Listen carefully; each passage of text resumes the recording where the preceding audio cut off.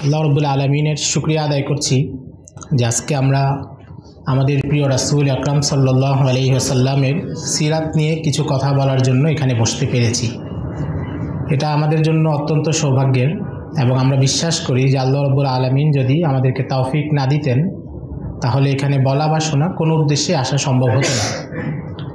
উর্দুতে একজন কবি ছিলেন, তিনি বলেন যে মেহবুব কি महफिल को महबूब सजाती है, आते हैं वही जिनको महबूब बुलाती है। তো আল্লাহ রসুল আল্লাহ রাব্বুল আলামিনের সবচেয়ে প্রিয় এবং নবীজি সাল্লাল্লাহু আলাইহি ওয়াসাল্লামকে নিয়ে এই ধরনের যেই কোনো মজলিস অত্যন্ত বরকতময় এবং মোবারক মজলিস। এবং আমরা আমাদের জীবনে নবীজির সিরাতকে ব্যাপকভাবে চর্চা না করার অপরাধে আমরা নিজেদের প্রতি যে জুলুম করেছি, কম বেশি আমরা সবাই এই জুলুমে আক্রান্ত, যে আমরা দুনিয়ার অন্য অনেক বিষয়ে অনেক বেশি গুরুত্ব দিতে গিয়ে নবীজির সিরাতের প্রতি যেই গুরুত্ব মনোযোগ দেওয়া দরকার ছিল সেটা আমরা দিতে পারিনি। ইমাম শরফুদ্দিন বুসরির নাম আপনারা শুনেছেন, কাসিদা বুরদা যিনি লিখেছেন। তো ইনি কাসিদা বুরদার এক অধ্যায় শুরুই করেছেন এটা বলে যে জলাম তুসুন্নাতামা নাহিয়া জলামা ইলা আনিশতাকাত কদামা হুজুররা মিন ওয়ারামিন, যে সেই রাসূলের স্মরণ না করার কারণে আমি নিজের উপর জুলুম করেছি, যিনি সারা রাত ইবাদতে ব্যস্ত থাকার কারণে তার পা ফুলে যেত, পা ব্যথা হয়ে যেত। ওয়াসাদ্দামিন সাগাবিন আহশাহা ওয়াতারা আহশাহা ওয়াতাওয়া তাহতাল হিজারাতি কাশহান মুতরাফাল আদামি, যিনি ক্ষুধার তাড়নায় পেটে পাথর বাঁধতেন এবং এই উম্মার জন্য দিন পৌঁছে দিয়েছেন। এই কাজগুলো যিনি করেছেন, আমরা তার স্মরণ না করার কারণে নিজের উপর জুলুম করেছি। নবীজির সাথে আমাদের যে সম্পর্ক স্থাপন হওয়ার কথা ছিল, নবীজি সম্পর্কে যা জানার কথা ছিল, আমরা সেটা করতে পারিনি। আল্লাহ রাব্বুল আলামিন আজকে যে আমাদেরকে এখানে কিছু সময়ের জন্য বসার তৌফিক দান করলেন, এই জন্য আমাদের শুকরিয়া আদায় করা উচিত। আমরা আল্লাহর কাছে শুকরিয়া আদায় করছি, আলহামদুলিল্লাহ। এবং আমরা আল্লাহর কাছে দোয়া করব যেন আমাদের এই মজলিস, আরও 2টা মজলিস হবে, আমরা যেন পুরো সময়টা অংশগ্রহণ করতে পারি এবং এখানে যেন শুধু আমাদের জন্য দরকারি এবং উপকারী কথা এবং যা কিছু আমাদেরকে বিভ্রান্তি থেকে দূরে রাখে এই কথাগুলোই যেন আলোচনা হয়। এবং আল্লাহ রাব্বুল আলামিন আমাদেরকে যেন সিরাতের যে বিষয়গুলো আলোচনা হবে সেটার উপর আমল করার তৌফিক দান করেন। কারণ নবীজির সিরাত নিয়ে আলোচনার মূল উদ্দেশ্যই হলো আমল করা। এবং শুধু সিরাত না, ইসলামিক জ্ঞান শাস্ত্রে যত ইলম আছে সব কিছুর মূল উদ্দেশ্য আপনারা দেখবেন যে একটা পর্যায়ে গিয়ে এটা হচ্ছে আমল। যারা হাদিস শাস্ত্রের উপরে কাজ করেন, হাদিস শাস্ত্রের মূল উদ্দেশ্য বাহ্যিকভাবে দেখা যায় যে হাদিসটা সহি নাকি জাল বানোয়াট সেটা নির্ণয় করা, কিন্তু নির্ণয়ের পরের কাজটা কি? পরের কাজটা হচ্ছে হাদিসটার উপর আমল করা। কোনো মাসলা মাসাইল নিয়ে গবেষণা করা হয় যে আধুনিককালে ব্যাংকের মাসালা কী হবে, আরও যত জিনিস আছে এগুলোর মাসালা কী হবে, উদ্দেশ্য কি? উদ্দেশ্য হচ্ছে আমল করা। এই জন্য খতিব বাগদাদি রাহিমাহুল্লাহ একটা কিতাব লিখেছেন, ওনার কিতাবের নামটাই একটা মেসেজ। ওনার কিতাবের নাম হচ্ছে ইক্তেজাউল ইলমি আল আমাল, অর্থাৎ ইলমের দাবি হচ্ছে আমল করা। কিতাবের নামটাই এই বিষয়ে যে ইলমের দাবি হচ্ছে আমল করা। ডক্টর ইকবাল একটা চমৎকার কথা বলছেন, দুঃখিত খেয়াল করি।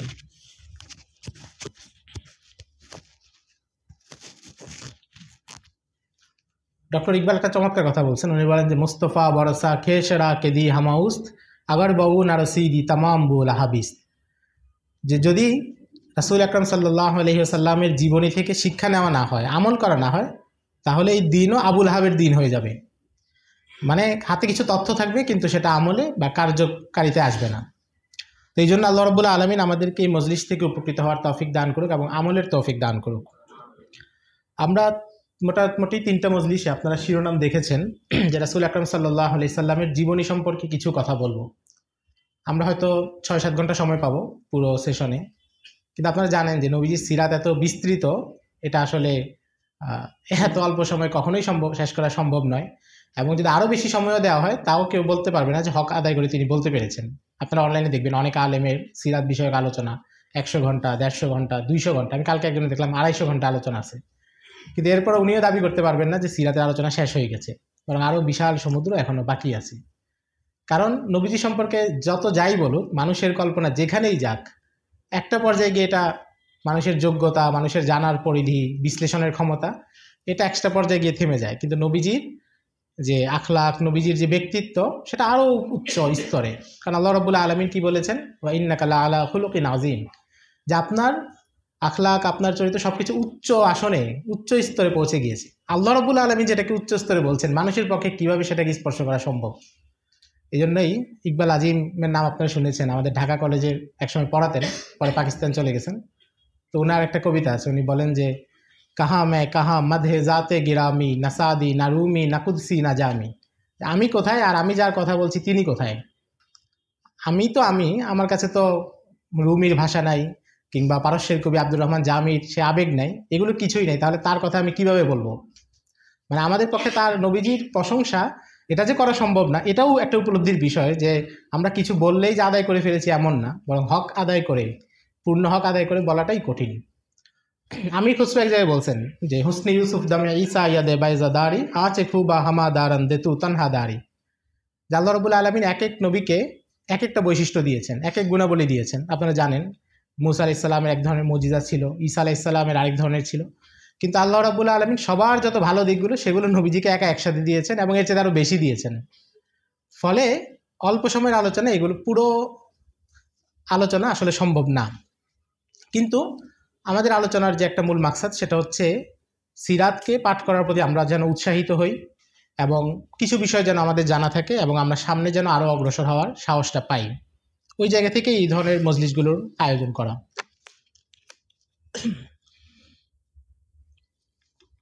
আমাদের আজকের আলোচনার যে শিরোনাম, নবীজির জন্ম পূর্ব পৃথিবী, বাল্যকাল থেকে নবুয়ত প্রাপ্তি। অর্থাৎ আমরা বলতে পারি যে নবীজির জন্মপূর্ব পৃথিবীর যে অবস্থা ছিল সেটা এবং নবীজির বাল্যকাল এবং নবুয়ত প্রাপ্তি পর্যন্ত এই সময়টার আমরা আলোচনা করব। নবীজির জন্মপূর্ব পৃথিবীর আলোচনাটা কেন জরুরি, আমরা আরেকটু যদি আমাদের পুরো সেশনটা সম্পর্কে বলি, সেটা হচ্ছে একেবারে গতানুগতিক যে ধারা বিবরণী সংক্ষিপ্ত, সেটা করলে আসলে 1 ঘন্টায় বলে দেওয়া যায় বা 2 ঘন্টায় বলে দেওয়া যায়, কিন্তু আমরা হয়তো সেটা করব না, কারণ ধারাবাহিক বিবরণীর যে সিরাত এটা মোটামুটি আমাদের সবার পড়া আছে, বা পড়া না থাকলেও যে কোনো বইপত্র থেকে আমরা পড়ে নিতে পারি। কিন্তু আমরা আরেকটা জায়গা থেকে আলোচনা করব যে ধারাবাহিক ঘটনা প্রবাহের মধ্যে যে ঘটনাগুলো বেশি গুরুত্বপূর্ণ বা যেখানে আমাদের জন্য কোনো বার্তা আছে সেগুলো নিয়ে আমরা একটু একটু আলোচনা করব। অনেক বেশি করা সম্ভব না, একটু একটু আলোচনা করব। অর্থাৎ ধারাবাহিক ঘটনাকে একেবারে বিস্তারিত বলা সেটা আমাদের মূল উদ্দেশ্য এই মজলিসে থাকবে না, কিন্তু ধারাবাহিক আলোচনাগুলো আসবে ইনশাআল্লাহ। নবীজির জন্মপূর্ব পৃথিবীকে কেন জানা জরুরি? জানা জরুরি এই জন্য যে নবীজি আসার আগে পৃথিবী কোথায় ছিল সেটা যদি না জানা যায়, তাহলে নবীজি আসার পরে পৃথিবী কোথায় গিয়েছে সেটা বোঝা যাবে না। নবীজি যে জাহিলিয়াতকে পরিবর্তন করে যেই মানুষগুলোকে ওমর ইবনুল খাত্তাব বানালেন, খালিদ ইবনুল ওয়ালিদ বানালেন, সেই মানুষগুলো আগে কেমন ছিলেন, কোন সমাজে ছিলেন, যেই মানুষগুলোর হাতে এশিয়া মহাদেশের বিস্তীর্ণ এলাকা জয় হয়েছে, আফ্রিকা জয় হয়েছে, ইউরোপের একাংশ জয় হয়েছে, সেই অঞ্চলগুলো আগে কেমন ছিল এটা জানা জরুরি। তো আমরা যদি তখনকার পৃথিবীর যে অবস্থা নবীজির জন্মের আগের এই অবস্থাটা দেখি, এটা নিয়ে অনেকেই অনেক বিস্তারিত আলোচনা করেছেন, লিখেছেন। আপনারা যদি সংক্ষেপে দেখতে চান তাহলে সৈয়দ আবুল হাসান আলী নদভীর যে সিরাত নবী রহমত, এটা শুরুতে উনি বেশ বিস্তারিত আলোচনা করেছেন। পৃথিবীতে তখন বড় দাগে সভ্যতা ছিল, একটা হচ্ছে রোমানদের সাম্রাজ্য, রাজনৈতিক শক্তি, আর একটা হচ্ছে পারস্যের সাম্রাজ্য। এদিকে আমাদের ভারতবর্ষের যে অঞ্চলগুলো, এগুলো ক্ষুদ্র ক্ষুদ্র রাজারা শাসন করত, কিন্তু এখানকার একটা নিজস্ব সংস্কৃতি বা কালচার ছিল। তো সেই সময়টায় সব জায়গাতেই আপনারা দেখবেন যে একটা স্থবিরতা চলছিল, কারণ ঈসা আলাইহিস সালাম আসার পরে 500 বছর অতিক্রম হয়েছে, নতুন কোনো নবী রাসূল হেদায়েত নিয়ে কোনো জনপদে আসেননি, এবং মানুষ হচ্ছে তাদের ধর্মগুলোকে বিকৃত করে ফেলেছে। ঈসা আলাইহিস সালামের ধর্মকে তো আপনারা জানেন সেন্ট পল এসেই বিকৃত করে ফেলেছে। এরপরে যখন রোমানদের সম্রাট কনস্টান্টিন ক্ষমতায় বসলো 325 খ্রিস্টাব্দে, সে এসে সেন্ট পলের মতবাদকে রাষ্ট্রীয় মতবাদ বানালো, ত্রিত্ববাদ বা 3 খোদার যেই তাদের যে আকীদা সেটাকে ঢুকালো, এবং এই ধর্মটাকে পুরোপুরি একটা শিরকি ধর্মে রূপান্তর করে দিল। ইহুদিদের ক্ষেত্রেও তা হলো, তারা তাদের কিতাব, তাদের আসমানি যেই নির্দেশনা ছিল সেটা থেকে দূরে সরে গেছে। রোমানরা ছিল খ্রিস্টান। কোন খ্রিস্টান? যারা হচ্ছে কনস্টান্টিনের সেই ত্রিত্ববাদে বিশ্বাসী, সেন্ট পলের অনুসারী। রোমানদের অধীনে ছিল, রোমানদের মূল রাজধানী ছিল এখন যেটা ইস্তাম্বুল, যেটাকে আগে কনস্টান্টিনোপল বলা হতো, সেখানে। তাদের অধীনে ছিল মিশর, তাদের অধীনে ছিল সিরিয়া এবং ইরাক। কিন্তু এই 2টা এলাকাকে রোমানরা ব্যবহার করত শোষণ ক্ষেত্র হিসেবে, অর্থাৎ সিরিয়া, মিশর এগুলোকে তারা শোষণ করত। এখানকার মানুষ, স্থানীয় জনসাধারণ যারা ছিল তারা শোষিত হতো, তাদের কাছ থেকে কড়া ট্যাক্স নেওয়া হতো এবং সেটা কনস্টান্টিনোপলে পাঠানো হতো। সম্রাটরা বিলাসী জীবনযাপন করতো, কিন্তু সাধারণ মানুষ প্রচণ্ড নির্যাতন, অভাব, অনটন, দুর্ভিক্ষ এগুলো হতো। তো এটার কারণে প্রায় সময় তাদের মধ্যে লড়াই হতো। বিভিন্ন যুদ্ধের কথা পাওয়া যায়, বিদ্রোহ কথা পাওয়া যায়, 30,000 40,000 সংখ্যায় মানুষ মারা গিয়েছে, এমন বিভিন্ন কথা পাওয়া যায়, অনেকগুলো যুদ্ধের কথা জানা যায়। রোমানদের অভিজাত শ্রেণীর অবস্থা কী ছিল? অভিজাত শ্রেণীর অবস্থা ছিল যে তারা ভোগ বিলাসের, মানে বর্তমান পাশ্চাত্য সভ্যতা যে জায়গায় আছে, আসলে এরা তো রোমানদেরই উত্তরসূরি, বর্তমান পাশ্চাত্য সভ্যতা। তো সেই গ্রিক রোমান দর্শনগুলোই এসে তারা আরও মডিফাই করে আজকের অবস্থানে আনছে। তো তাদের অবস্থা ছিল এই বিলাসী জীবনটাই তারা যাপন করতো। আপনারা রোমের কলিসিয়ামের কথা জানেন, সেখানে যেই ক্রিয়া বিনোদনমূলক অনুষ্ঠান হতো সেটা দেখবেন যে সেখানে তারা মানুষের সাথে পশুর লড়াই করাতো, যেগুলো এখনও চালু আছে অনেক অনেক জায়গায়, ম্যাটাডোর বলে এগুলো তারা করে। কখনো মানুষের সাথে মানুষের লড়াই করতে, এবং একজন আরেকজনকে হত্যা করার আগ পর্যন্ত লড়াইটা চলবে, আর 80,000 90,000 দর্শক স্টেডিয়ামে বসে সেটা দেখবে, ওই যুগের ভাষায় স্টেডিয়াম। অর্থাৎ এটা ছিল তাদের বিলাসিতা। আপনারা ক্যালিগুলার নাম শুনেছেন, একজন রোমান শাসক ছিল। তার জীবন যে অশ্লীলতার চরম মাত্রায় উপনীত, যদি কেউ পড়ে সে ভদ্রমানুষ পড়তে পারবে না। অশ্লীলতা চরমভাবে ছিল, মদ, জিনা, ব্যভিচার এগুলো খুব স্বাভাবিক বিষয় ছিল উচ্চ শ্রেণীতে। নিম্ন শ্রেণীতে তারা তো এত বেশি নির্যাতিত এবং এত বেশি তাদের কাছে বন্দী, তাদের কোনো জীবন বা তারা যে মানুষ এটাই তারা বুঝতো না, যে আমরা যে মানুষ, আমাদের কোনো অধিকার থাকতে পারে, আমাদের কোনো মতামত থাকতে পারে, এটাই তারা কল্পনা করতে সম্ভব ছিল না। পারস্যের যে সাম্রাজ্য, অর্থাৎ যেটা এখন বর্তমান ইরাক, ইরান এবং ইরাকের কিছু অংশ, আফগানিস্তানের কিছু অংশ, বিরাট একটা সাম্রাজ্য ছিল। তারা ছিল অগ্নিপূজক, এবং তাদের অগ্নিপুজোর মতবাদের সাথে আরও নানা মতবাদ, মনির মতবাদ, জরথ্রুস্টের মতবাদ এগুলো এসে মিশ্রিত হয়েছিল। তাদের সম্রাটকে বলা হতো কিসরা, আর রোমের সম্রাটকে বলা হতো কাইসার। তো কিসরাদের মধ্যে সবচেয়ে ভালো কিসরা যাকে ধরা হয়, যে যিনি সবচেয়ে ন্যায়পরায়ণতার কারণে তিনি প্রসিদ্ধ ছিলেন, ওনার নাম হচ্ছে নওশেরওয়াহ। নওশেরওয়াহকে উপমা দেওয়া হয় যে উনি নওশেরওয়ার মতো আদিল, ন্যায়পরায়ণ। এই ন্যায়পরায়ণ বাদশার অবস্থা কি? উনি হচ্ছে একদিন ওনার দরবারে কোনো একটা বিষয় নিয়ে পরামর্শ করতেছেন। তো একজনকে সবাইকে জিজ্ঞাসা করলো, সভাসদদেরকে, যে তোমাদের কারো কোনো ভিন্নমত আছে? স্বাভাবিক, উনি পরামর্শ করতেছেন, জিজ্ঞাসা করছেন। তো একজন বললো যে হ্যাঁ, এটা মনে হয় এইভাবে হলে ভালো হয়। তো উনি নির্দেশ দিলেন যে একে লাঠি দিয়ে পিটিয়ে এখানে হত্যা করো। মানে কত বড় বেয়াদব, আমার মজলিসে আমার সাথে দ্বিমত করতেছে। তো ওই লোককে সাথে সাথে সেখানে পিটিয়ে হত্যা করা হলো। এটা হচ্ছে সবচেয়ে ন্যায়পরায়ণ বাদশা, যে তার ঘটনা। তাহলে বাকিদের কি অবস্থা? এবং সেখানেও একই জিনিস, যে অভিজাত শ্রেণী তারা প্রচণ্ড বিলাসী। কেমন বিলাসী? সর্বশেষ কিসরা যে ছিল ইয়েজদাগিরদ, সাদ ইবনে আবি ওয়াক্কাস যখন আক্রমণ করেন মাদায়েনে, পরাজিত হয়ে সে পলায়ন করে। পালানোর সময় তার সাথে বাবুর্চি ছিল 1000, তার রান্নাবান্না করার জন্য বাবুর্চি ছিল 1000, তাকে গান বাজনা শোনানোর জন্য দাসী এবং গায়ক তারা ছিল আরও 2000। এরপরও তার মনে আফসোস ছিল যে আমি একজন সম্রাট হিসেবে যেই প্রোটোকল নিয়ে যাওয়া দরকার ছিল সেই প্রোটোকলটা মেনটেন হচ্ছে না। এটা হচ্ছে তাদের বিলাসিতার অবস্থা। এবং তারা যে কার্পেট ব্যবহার করতো, এত দামি কার্পেট সেই সময় ব্যবহার করতো যে ওখানে কেউ যদি হাঁটতো, পা দিলে সেটা একটু নিচে, প্রায় 1 বিঘত পরিমাণ নিচে নেমে যেত, এত নরম, এত কোমল, এত দামি তখনকার। আবার তাদের একই এলাকায় দুর্ভিক্ষ হচ্ছে, সাধারণ মানুষ না খেয়ে মারা যাচ্ছে, কিন্তু উচ্চবিত্তরা সেখানে কোনো সাহায্য করতো না, তাদের এই সমস্যা সমাধানের কোনো চেষ্টা করতো না। এটা ছিল সেখানকার দৃশ্য। ভারতবর্ষে আমরা যে অঞ্চলগুলো আছে এগুলো বিভিন্ন শাখায় রাজনৈতিকভাবে এগুলো শাসন হচ্ছিল। এখানকার ধর্ম তো পৌত্তলিকতা ধর্ম ছিল, এবং নির্দিষ্ট কোনো ধর্ম ছিল না। এখানে বৌদ্ধ ধর্মের লোকজন ছিল, হিন্দু যারা বলে তাদের পূর্বপুরুষরা ছিল। বৌদ্ধদের ক্ষেত্রে তো এখনও এটাই নির্ধারণ করা যায়নি যে গৌতম বুদ্ধ যে তিনি কি ঈশ্বর বলে কিছুতে বিশ্বাস করতেন কি করতেন না, মানে উনি আস্তিক ছিলেন না নাস্তিক ছিলেন, এটাই এখনও নিষ্পত্তি হয় নাই। তো সেই ধর্মের অনুসারী যারা, তারা তো ওই জায়গায় গিয়েছে। এখানে তো প্রত্যেকটা জিনিস, এমনকি কোনো ভালো মানুষ, একজন মানুষ যদি ভালো আচরণ করে সেও দেবতা হয়ে যায়। বাংলাদেশে এই ধরনের ওই ধর্মের লোকজনের সাথে আপনি যদি একটু ভালো আচরণ করেন, দেখবেন তারা বলবে যে আপনি একদম সাক্ষাৎ দেবতা। তো যারা তো আমাদেরকেই দেবতা বানায় দেয়, তো তাদের ঘরের সামনে কোনো উপকারী জিনিস পেলে সেটা তাদের কাছে ভালো দেবতা, ক্ষতিকর জিনিস পেলে সেটা খারাপ দেবতা। সাপ ক্ষতি করে, তো সাপ হচ্ছে আরেক ধরনের দেবতা, অপদেবতা। আবার যেটা উপকার করে সেটা হচ্ছে আরেক ধরনের দেবতা। এখানে বর্ণভেদ প্রথা ছিল, আমরা জানি। বর্ণভেদ প্রথা এত প্রকট ছিল যে শহরে যেখানে অভিজাতরা থাকতো সেখানে অন্য লোক প্রবেশই করতে পারতো না। প্রবেশ করলে সন্ধ্যার আগে তাদের বের হয়ে যেতে হতো শহর থেকে, কারণ এই শহরে থাকলে তারা হচ্ছে অপবিত্র, তারা নাপাক, তারা এখানে থাকতে পারবে না।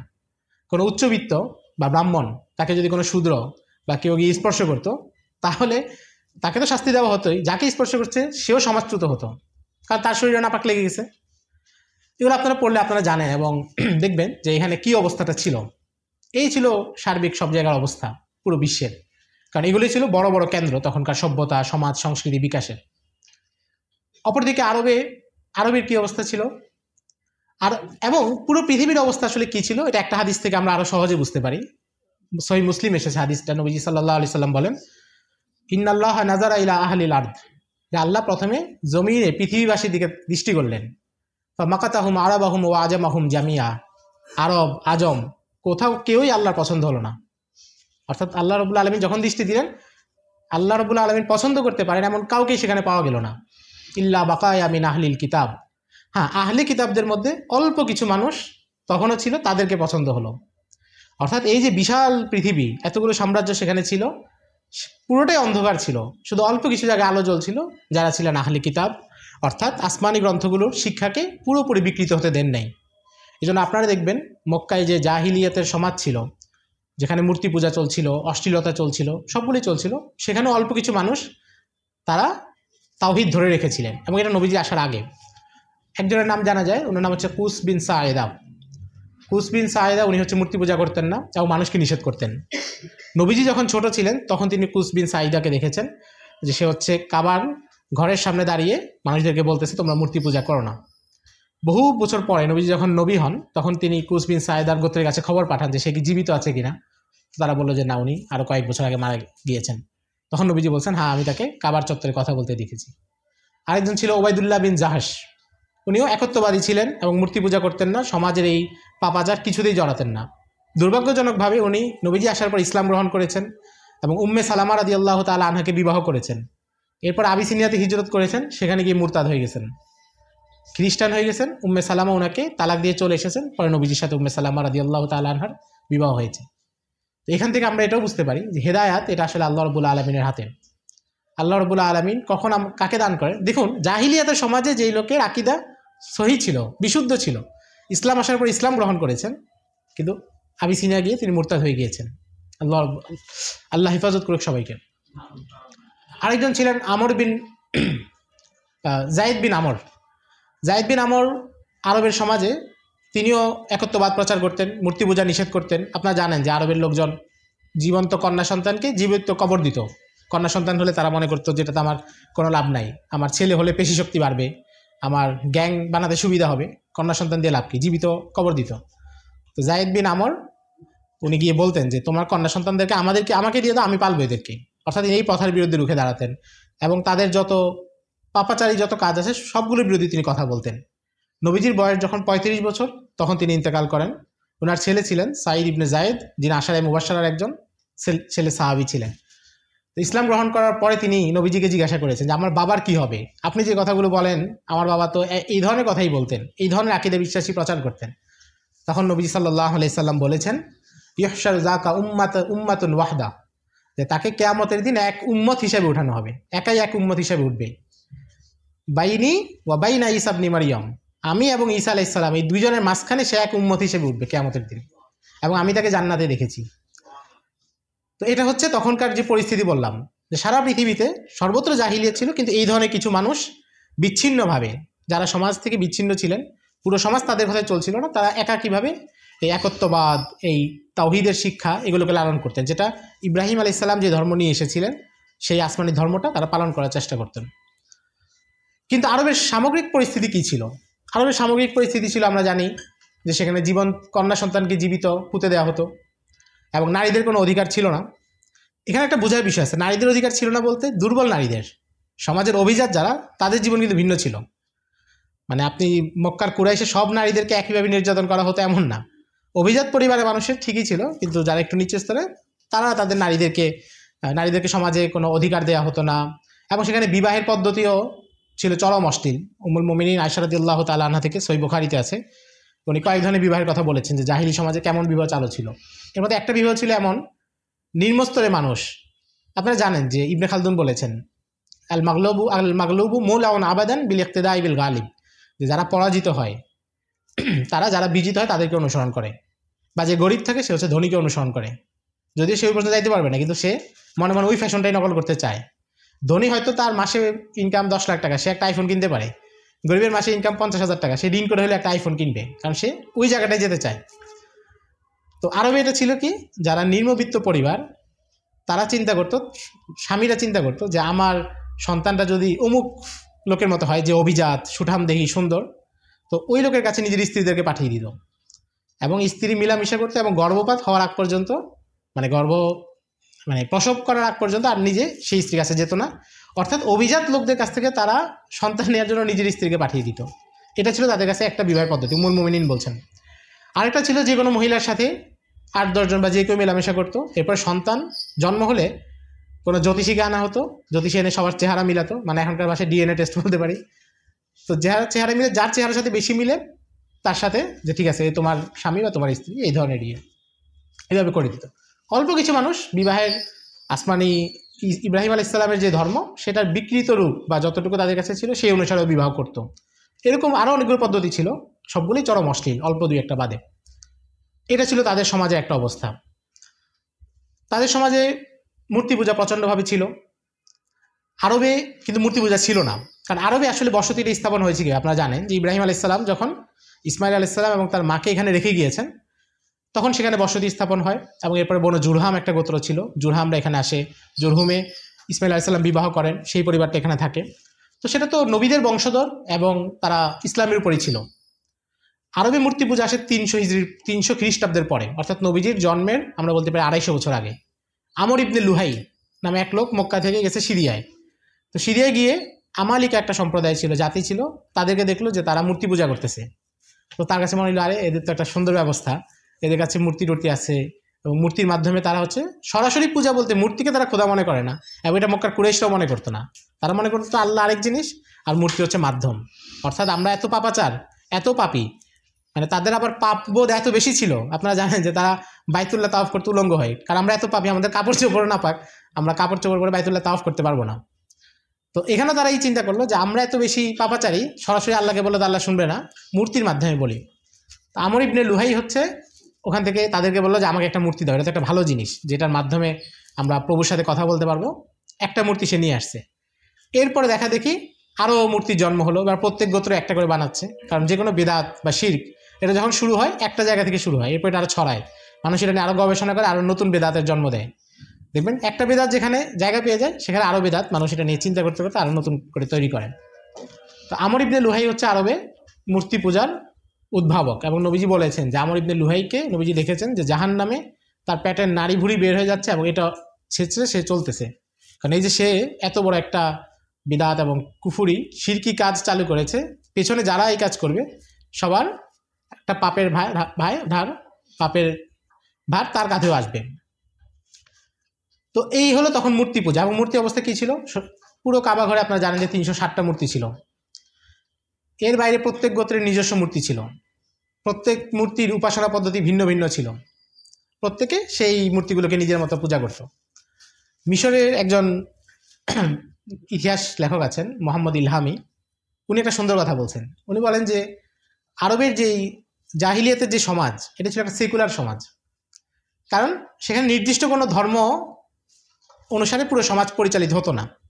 সেখানে আপনারা জানেন যে মদিনায় ইহুদিরা ছিল, মদিনায় পৌত্তলিক মুশরিক যারা মক্কা মদিনায় তারাও ছিল, অল্প কিছু খ্রিস্টান কয়েকজন ছিল বলে সন্ধান পাওয়া যায়, কিছু খ্রিস্টানও ছিল।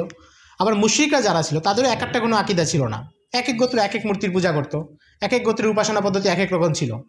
এবং এমন কেউ প্রমাণ দিতে পারবে না যে কখনো ধর্মের কারণে বা এই আকিদার চিন্তা করার কারণে এক গ্রুপ আরেক গ্রুপের সাথে মারামারি করছে অন্য কারণে, হয়তো কারো ওট গিয়ে অন্য জায়গায় পানি খেয়েছে, কিংবা কেউ কারো দাদাকে মারছে, এরপর নাতিরা এসে যুদ্ধ করছে, এইসব কারণে।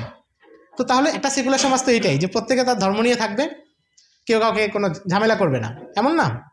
তো উনি বলেন যে এটা ছিল একটা সেকুলার সমাজ। এরপর উনি বলেন যে কিন্তু তাহলে ইসলাম যখন আসলো তো ওই সমাজের লোকরা মেনে নিতে অসুবিধা কোথায় হলো, কারণ এখানে আগে থেকেই তো অনেকগুলো ধর্মীয় গ্রুপ বিদ্যমান, যদি আমরা ধর্ম নাও বলি, পৌত্তলিকদের অনেকগুলো গ্রুপ ছিল, ইহুদিরা ছিল, তো একটা নতুন ধর্ম তাদের মেনে নিতে তো অসুবিধা নাই। যারা 360 মূর্তির পূজা করে তারা যদি নতুন আরেকজন উপাস্যের পূজা করে তাদের কাছে কি কোনো সমস্যা? তাহলে সমস্যাটা কোথায়? উনি বলেন যে আসলে সমস্যা হচ্ছে তারা বুঝতে পারছে যে এতক্ষণ যে ধর্মগুলো আছে এগুলো কেউ এই 360কে নাকচ করে না, তারা তাদেরটা পালন করে, কিন্তু 360 যে মূর্তি আছে এটা নাকচ করে না। কিন্তু ইসলাম যে ধর্মটা এসেছে এটা 360-এর জায়গায় 361 নাম্বার কোনো মূর্তি বসানোর জন্য আসে নাই, বরং আগের 360 মূর্তি ভাঙতে এসেছে। তো এটা থেকেই প্রমাণ হয় যে সেকুলারিজম বিশ্বের অন্য সব ধর্মকে নিরাপত্তা দিতে পারে, কিন্তু ইসলামকে নিরাপত্তা দিতে পারবে না, এবং ইসলামের সাথে এটা সংঘাত অনিবার্য। আপনারা দেখবেন পশ্চিমা সমাজে হিন্দুরা তাদের পৈতা গলায় দিতে কোনো সমস্যা হবে না, হিন্দুরা তাদের গেরুয়া কাপড় পরতে কোনো সমস্যা হবে না, কিন্তু মুসলমানদের হিজাব পরতে গেলে সমস্যা আসবে। কারণ তারা জানে যে হিজাব মানে এখানে আরেকটা ড্রেস বাড়ানো না, বরং এটা মানে হচ্ছে অন্য জাহিলি যত কিছু আছে সব কিছুকে প্রত্যাখ্যান করা। তো আরবের সেকুলার সমাজে যখন ইসলাম আসলো তখন তারা এটা বুঝতে পেরেছে, কুরাইশরা প্রথমেই বুঝতে পেরেছে যে এই দাওয়াত নতুন কোনো ধর্মের দাওয়াত না, যে আমরা আরেকটা মূর্তি গিয়ে এখানে বসায় দিব মেনে নিব, এমন না, বরং আমাদের যা আছে সব কিছুকে চূর্ণ বিচূর্ণ করে সব কিছুকে প্রত্যাখ্যান করে নতুন এক রবের দিকে দাওয়াত দেওয়া হচ্ছে। এই জন্য প্রথম দিন থেকেই তারা দাওয়াতের কে যারা গ্রহণ করার তারা গ্রহণ করেছেন, যারা প্রত্যাখ্যান করার প্রথম দিন থেকে প্রত্যাখ্যান করেছেন। তা আমরা বলছিলাম যে আরবের তখনকার যেই সামাজিক পরিস্থিতি সেটা নিয়ে, তাদের মধ্যে আপনারা জানেন যে গোত্রীয় যুদ্ধ লেগে থাকতো, রক্তক্ষয়ী যুদ্ধ প্রায় সময় লেগে থাকতো, 50 বছর 60 বছর 100 বছর যুদ্ধ চলতেছেই, কে কবে মারা গিয়েছে সেই রক্তের দায়ে চলতেছেই, একের পর এক গ্রুপ আসতেছে আর লড়াই করতেছে। এই ছিল তখনকার পরিস্থিতি। তাদের মধ্যে আরও বেশ কিছু সমস্যা ছিল, তাদের মধ্যে অশিক্ষা খুব ছিল। রোমানরা যেমন জ্ঞান বিজ্ঞানে তখনকার সময় অনুসারে জ্ঞান বিজ্ঞানে তারা যেমন এগিয়ে ছিল, দর্শন চর্চা করতো, তাদের মধ্যে অনেকগুলো জ্ঞান ছিল। আরবের লোকগুলো এমন ছিল না, তারা যাযাবর ছিল, বেদুইন ছিল, এবং নবীজির কয়েক প্রজন্ম আগে তারা মানে 4-5 জন আগে, নবীজির 4-5 পুরুষ আগে পর্যন্ত তারা হচ্ছে মানে ঘরও নির্মাণ করতো না, তাঁবুতে থাকতে এক জায়গা থেকে আরেক জায়গায় যেত। নবীজির এক পূর্বপুরুষ ছিলেন কুসাই হচ্ছে কুসাই হচ্ছে নবীজির যে পূর্বপুরুষ হাশিম ইবনে আব্দে মানাফ ইবনে কুসাই, অর্থাৎ নবীজির দাদার বাবা। তিনি এসে প্রথম মক্কায় ঘরটর নির্মাণ করেন, এর আগে এদের ঘরটরও ছিল না। আচ্ছা, এবার একটা প্রশ্ন আসে, আমরা আসলে খুব সংক্ষিপ্ত বলছি, আপনারা মানে জাহিলিয়াতের এই বিষয়গুলো সম্পর্কে জানেন, এই জন্য আমরা আর বেশি বিস্তারিত বলছি না যে তখন কী একটা পরিস্থিতি চলছিল। কিন্তু কথা হলো, সারা পৃথিবীতে আমরা দেখি মোটামুটি কাছাকাছি চিত্র, সব জায়গায় অন্ধকার, সব জায়গায় কুসংস্কার, সব জায়গায় আল্লাহর সাথে নাফরমানি, আল্লাহর সাথে বিদ্রোহ। তবু নবীজিকে আরবেই কেন পাঠানো হলো, নবীজি কেন আরবে আসলেন, এটা নিয়ে অনেকেই অনেক কথা লিখেছেন। সৈয়দ আবুল হাসান আলী নদভী লিখেছেন, এবং আরও অন্যান্য সিরাত লেখকরা অনেকগুলো কথা লিখেছেন। আমি সংক্ষেপে তাদের কয়েকটা কথা বলি। এক নম্বর হচ্ছে, একটা পয়েন্ট যেটা সকল সিরাত লেখক গুরুত্বের সাথে বলেছেন, সেটা হচ্ছে যে রোমানরা তাদের যে চিন্তা চেতনা ছিল সেটা ছিল পরিপূর্ণ দর্শন নির্ভর। রোমানদের তাদের যে পিছনে দার্শনিকরা ছিল, সক্রেটিস, অ্যারিস্টটল, প্লেটো, আরও বিভিন্ন জন মাধ্যমে বিকশিত হয়ে যে দার্শনিক চিন্তাধারা, এগুলো তাদের মধ্যে খুব চর্চা ছিল, এবং এটাকে তারা জ্ঞান চর্চা এবং আভিজাত্যের একটা মাধ্যম হিসেবে মনে করত। পারস্যের লোক, তাদের মধ্যে নানা দার্শনিকতা ছিল, মনির মতবাদ ছিল, জরথ্রুস্টের মতবাদ ছিল। তারা মনে করতো ভালোর স্রষ্টা একজন, মন্দের স্রষ্টা আরেকজন, দুইটা আলাদা, একটার নাম বাহারিমান আর একটার নাম হলো ইয়াজদান, দুই খোদা, একজন ভালোর দায়িত্ব নিয়েছে আরেকজন খারাপগুলোর দায়িত্ব নিয়েছে, এটা ছিল তাদের চিন্তা। এবং তারাও নানা দার্শনিক জটিলতার মধ্যে ছিল। কিন্তু আরবের মানুষগুলো, তাদের মাথায় আগে থেকে এই ধরনের তারা জুলুম করতো, একরোখা ছিল, কিন্তু কোনো তাত্ত্বিক আলাপ, কঠিন দার্শনিক কোনো কিছু তাদের মাথায় ছিল না, তাদের মাথা খালি ছিল। এবং ইসলামের দাওয়াত পৌঁছার জন্য সবসময় ওই মানুষরাই ইসলামের দাওয়াত গ্রহণ করতে পারে যাদের মাথাটা সরল, বিশুদ্ধ, মাথায় আগে থেকে কোনো প্যাচ লেগে নাই, কিন্তু যাদের মাথায় দার্শনিক বিভিন্ন চিন্তা, যে স্রষ্টার আগে কি ছিল, ডিম আগে না মুরগি আগে, পৃথিবীর মূল কি, মানুষ কেন সৃষ্টি হচ্ছে, মানুষের জীবনে মাকসাদ কি, এগুলো তো ধর্ম ওই প্রশ্নগুলোর জবাব দেয়। কিন্তু কেউ যদি ওইটার উপর নির্ভর না করে, শুধু নিজের আকলকে খাটাতে থাকে, তখন তার মাথায় এত প্যাচ লাগে সে এটা খুলতে পারে না। কারণ এই প্রশ্নগুলোর এক একটা কোনো উত্তর ধর্ম ছাড়া অন্য কেউ দিতে পারে না, যে মানুষের জীবনের উদ্দেশ্য কি, প্রত্যেকে তার নিজের আকল অনুসারে ভিন্ন ভিন্ন ভাবতে পারে। তো আরবের মানুষের মাথায় এই ধরনের কোনো আজে বাজে চিন্তা আগে থেকে ঢুকেছিল না। তারা মূর্তি পূজা করতো, একটা স্বাভাবিক একজোটে বিশ্বাস রাখতো, কিন্তু তাদের মাথায় বড় কোনো দার্শনিক জটিলতা ছিল না, যেটা বিশ্বের অন্যান্য জায়গায় তখন ছিল। ফলে তাদেরকে হেদায়েতটা দেয়া সহজ ছিল, তারা প্রত্যাখ্যান করলেও সাথে সাথে বুঝে ফেলেছে। এবং যখন বলা হয়েছে, আপনি এটা দেখেন সাহাবায়ে কেরামের যে জীবনী, তারা যখন নবীজির কাছে ইসলাম গ্রহণ করেছেন, নবীজির কাছে নসিহত চেয়েছেন, কোনো জটিলতা করেন নাই, ভাষার মারপ্যাচ নিয়ে কোনো তর্ক করেন নাই, খুব স্বাভাবিক বাক্য বলেছেন, নবীজি স্বাভাবিক বাক্য বলেছেন, তারা বুঝে ফেলেছেন। এই যে সরলতা, এটা আরব ছাড়া অন্য কোথাও তখন সম্ভব হতো না, রোমানদের কাছেও না, অন্যদের কাছেও না। দ্বিতীয় বিষয় ছিল, আরবদের খারাপ গুণ যেমন ছিল, যেগুলো আমরা জানি, ভালো গুণও কিছু ছিল, যেটা তার অন্যদের সাথে তুলনা করলে বোঝা যায়। যেমন ধরুন, সমাজে যে শ্রেণীবিন্যাস বা বর্ণভেদ বা স্তরগুলোর মধ্যে তফাৎ, এটা অন্যদের মধ্যে যত প্রকট ছিল আরবে এতটা ছিল না। হিন্দুদের মধ্যে বর্ণভেদ প্রথা যত কঠিনভাবে তারা পালন করতো, আরবে এমনটা কখনোই ছিল না। রোমানদের মধ্যে অভিজাত শ্রেণী আর নিম্ন স্তরের মধ্যে যত বিশাল দূরত্ব ছিল, আরবে এই ধরনের দূরত্ব ছিল না। আপনারা যদি রোমানদের তখনকার যে লোকজনের ইতিহাস কিংবা পারস্যের লোকজনের ইতিহাস দেখেন, তো দেখবেন যে সেখানে যারা দাস ছিল, কৃতদাস হতো, চরম নির্যাতন করা হতো। এবং ওই যে তারা নিজেদের বিনোদনের জন্য কৃতদাসদেরকে একে অপরের বিরুদ্ধে যুদ্ধ করাতো, কৃতদাসকে সিংহের খাঁচার মুখে ফেলে দিত, নিজেরা বিনোদন করবে, একটা প্রাণ চলে যাচ্ছে। কিন্তু আরবে আমরা দেখি তারা কিন্তু কৃতদাসদের সাথে কিছুটা বৈষম্য ছিল, কিন্তু এই ধরনের খারাপ ব্যবহার করতো না, বরং তারা কৃতদাসকে কিন্তু অনেক আপন হিসেবে নিত। এবং আরবে একটা নিয়ম ছিল যে তারা তাদের ছেলেদের নাম রাখতো এমন নাম যেটা অনেক কঠোর নাম। আব্বাস, হানজালা, হামজা, এগুলো সবগুলোর নাম হচ্ছে কঠোর, শক্তিশালী, বীর যোদ্ধা, এই ধরনের শব্দ। আর যখন কৃতদাসদের নাম রাখতো সেটা কোমল রাখতো, যেমন বেলাল, এগুলো হচ্ছে নরম নাম, যার মধ্যে কোমলতা আছে, মায়া আছে, এই ধরনের শব্দ আছে। তো জাহিলি যুগে এক লোককে জিজ্ঞাসা করা হয়েছে যে তোমরা কৃতদাসদের নাম রাখো নরম আর সন্তানদের নাম রাখো গরম, এর কারণ কি? তো সে বলছে যে নুসাম্মি আউলাদানা আলী আদুবিনা বা নুসাম্মি আবিদানা আলানা, আমরা আমাদের সন্তানদের নাম রাখি শত্রুর কথা চিন্তা করে, আর কৃতদাসদের নাম রাখি আমাদের কথা চিন্তা করে। অর্থাৎ আমাদের শত্রুর নাম যখন, আমার ছেলের নাম যখন আমাদের শত্রুরা দেখবে, তারা কি একটা আতঙ্কিত হবে, কারণ নামের একটা প্রভাব আছে যে আমাদের ছেলেরা বীর যোদ্ধা, তারা এটা বুঝবে। আর যখন আমাদের গোলামদের নাম আমরা দেখি, তারা কোমল, তারা যেটা আমাদের খেদমত করে, তা আমাদের মনটা ভরে যাবে। এই জন্য আমরা দুই ধরনের মানুষকে দুই ধরনের নাম রাখি। কিন্তু এটা থেকে যেটা বোঝা যায়, যেখানে কৃতদাসদের সাথে ওই ধরনের বৈষম্য করা হতো না যেটা রোমানদের মধ্যে বা অন্য জায়গায় ছিল। তৃতীয় বিষয় ছিল যে তারা এক ধরনের সরলতা ছিল আরবদের মধ্যে, এবং তারা সাহসী ছিলেন। সাহসী কেমন ছিলেন এটা তো আমরা পরে দেখেছি, যে আরবের এই মানুষগুলো যারা হয়তো ইতিহাসে বিখ্যাত হতেন না, কিন্তু ইসলাম আসার পরে তারা যে সাহসিকতা দেখিয়েছেন সেটা দেখিয়ে তারা রোমান সাম্রাজ্য এবং পারস্য সাম্রাজ্যকে উল্টে দিয়েছিলেন। এটা তাদের সাহসিকতা বোঝাই যায়। এবং তারা হচ্ছে কোনো কিছুকে যদি সত্য মনে করতেন, বিশ্বাস করতেন, এটার জন্য যা কিছু করা তা করতে তারা রাজি ছিলেন। তাদের মধ্যে কোনো মুনাফিকি ওই অর্থে ছিল না যে আমি বিশ্বাস করি একটা করবো আরেকটা। এই ধরনের কিছু লোক, অল্প কিছু মানুষ মুনাফিকি করেছে, কিন্তু আপনি দেখবেন মোটা দাগে মানুষ সেটা করেনি, হয়তো সব বিশ্বাস করে প্রত্যাখ্যান করেছে অথবা গ্রহণ করেছে। তাদের মধ্যে আরেকটা ভালো গুণ ছিল,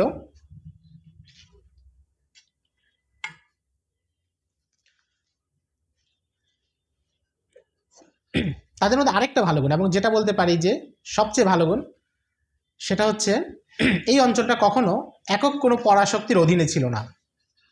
তারা শাসন কাজে নিজেরা স্বাধীন ছিল। কিন্তু বিশ্বের অন্য সব জায়গায় স্থানীয় জনগণ কারো না কারো অধীনে, হয়তো রোমান সাম্রাজ্যের অধীনে, নাহলে পারসিক সাম্রাজ্যের অধীনে। কিন্তু আরবের এই জায়গাটা কারো অধীনে ছিল না। অধীনে না থাকার কারণ হচ্ছে সহজ, কেউ এখানে আগ্রহ দেখায় নেই। একটা মরু অঞ্চল, শুষ্ক অঞ্চল, এখান থেকে অনেক বেশি ইনকাম করা যাবে, এই লাভটা তখনকার সুপার পাওয়াররা দেখে নেই, এই জন্য এখানে আক্রমণ করে নেই। কিন্তু এটার একটা ফায়দা আছে। ফায়দা কি?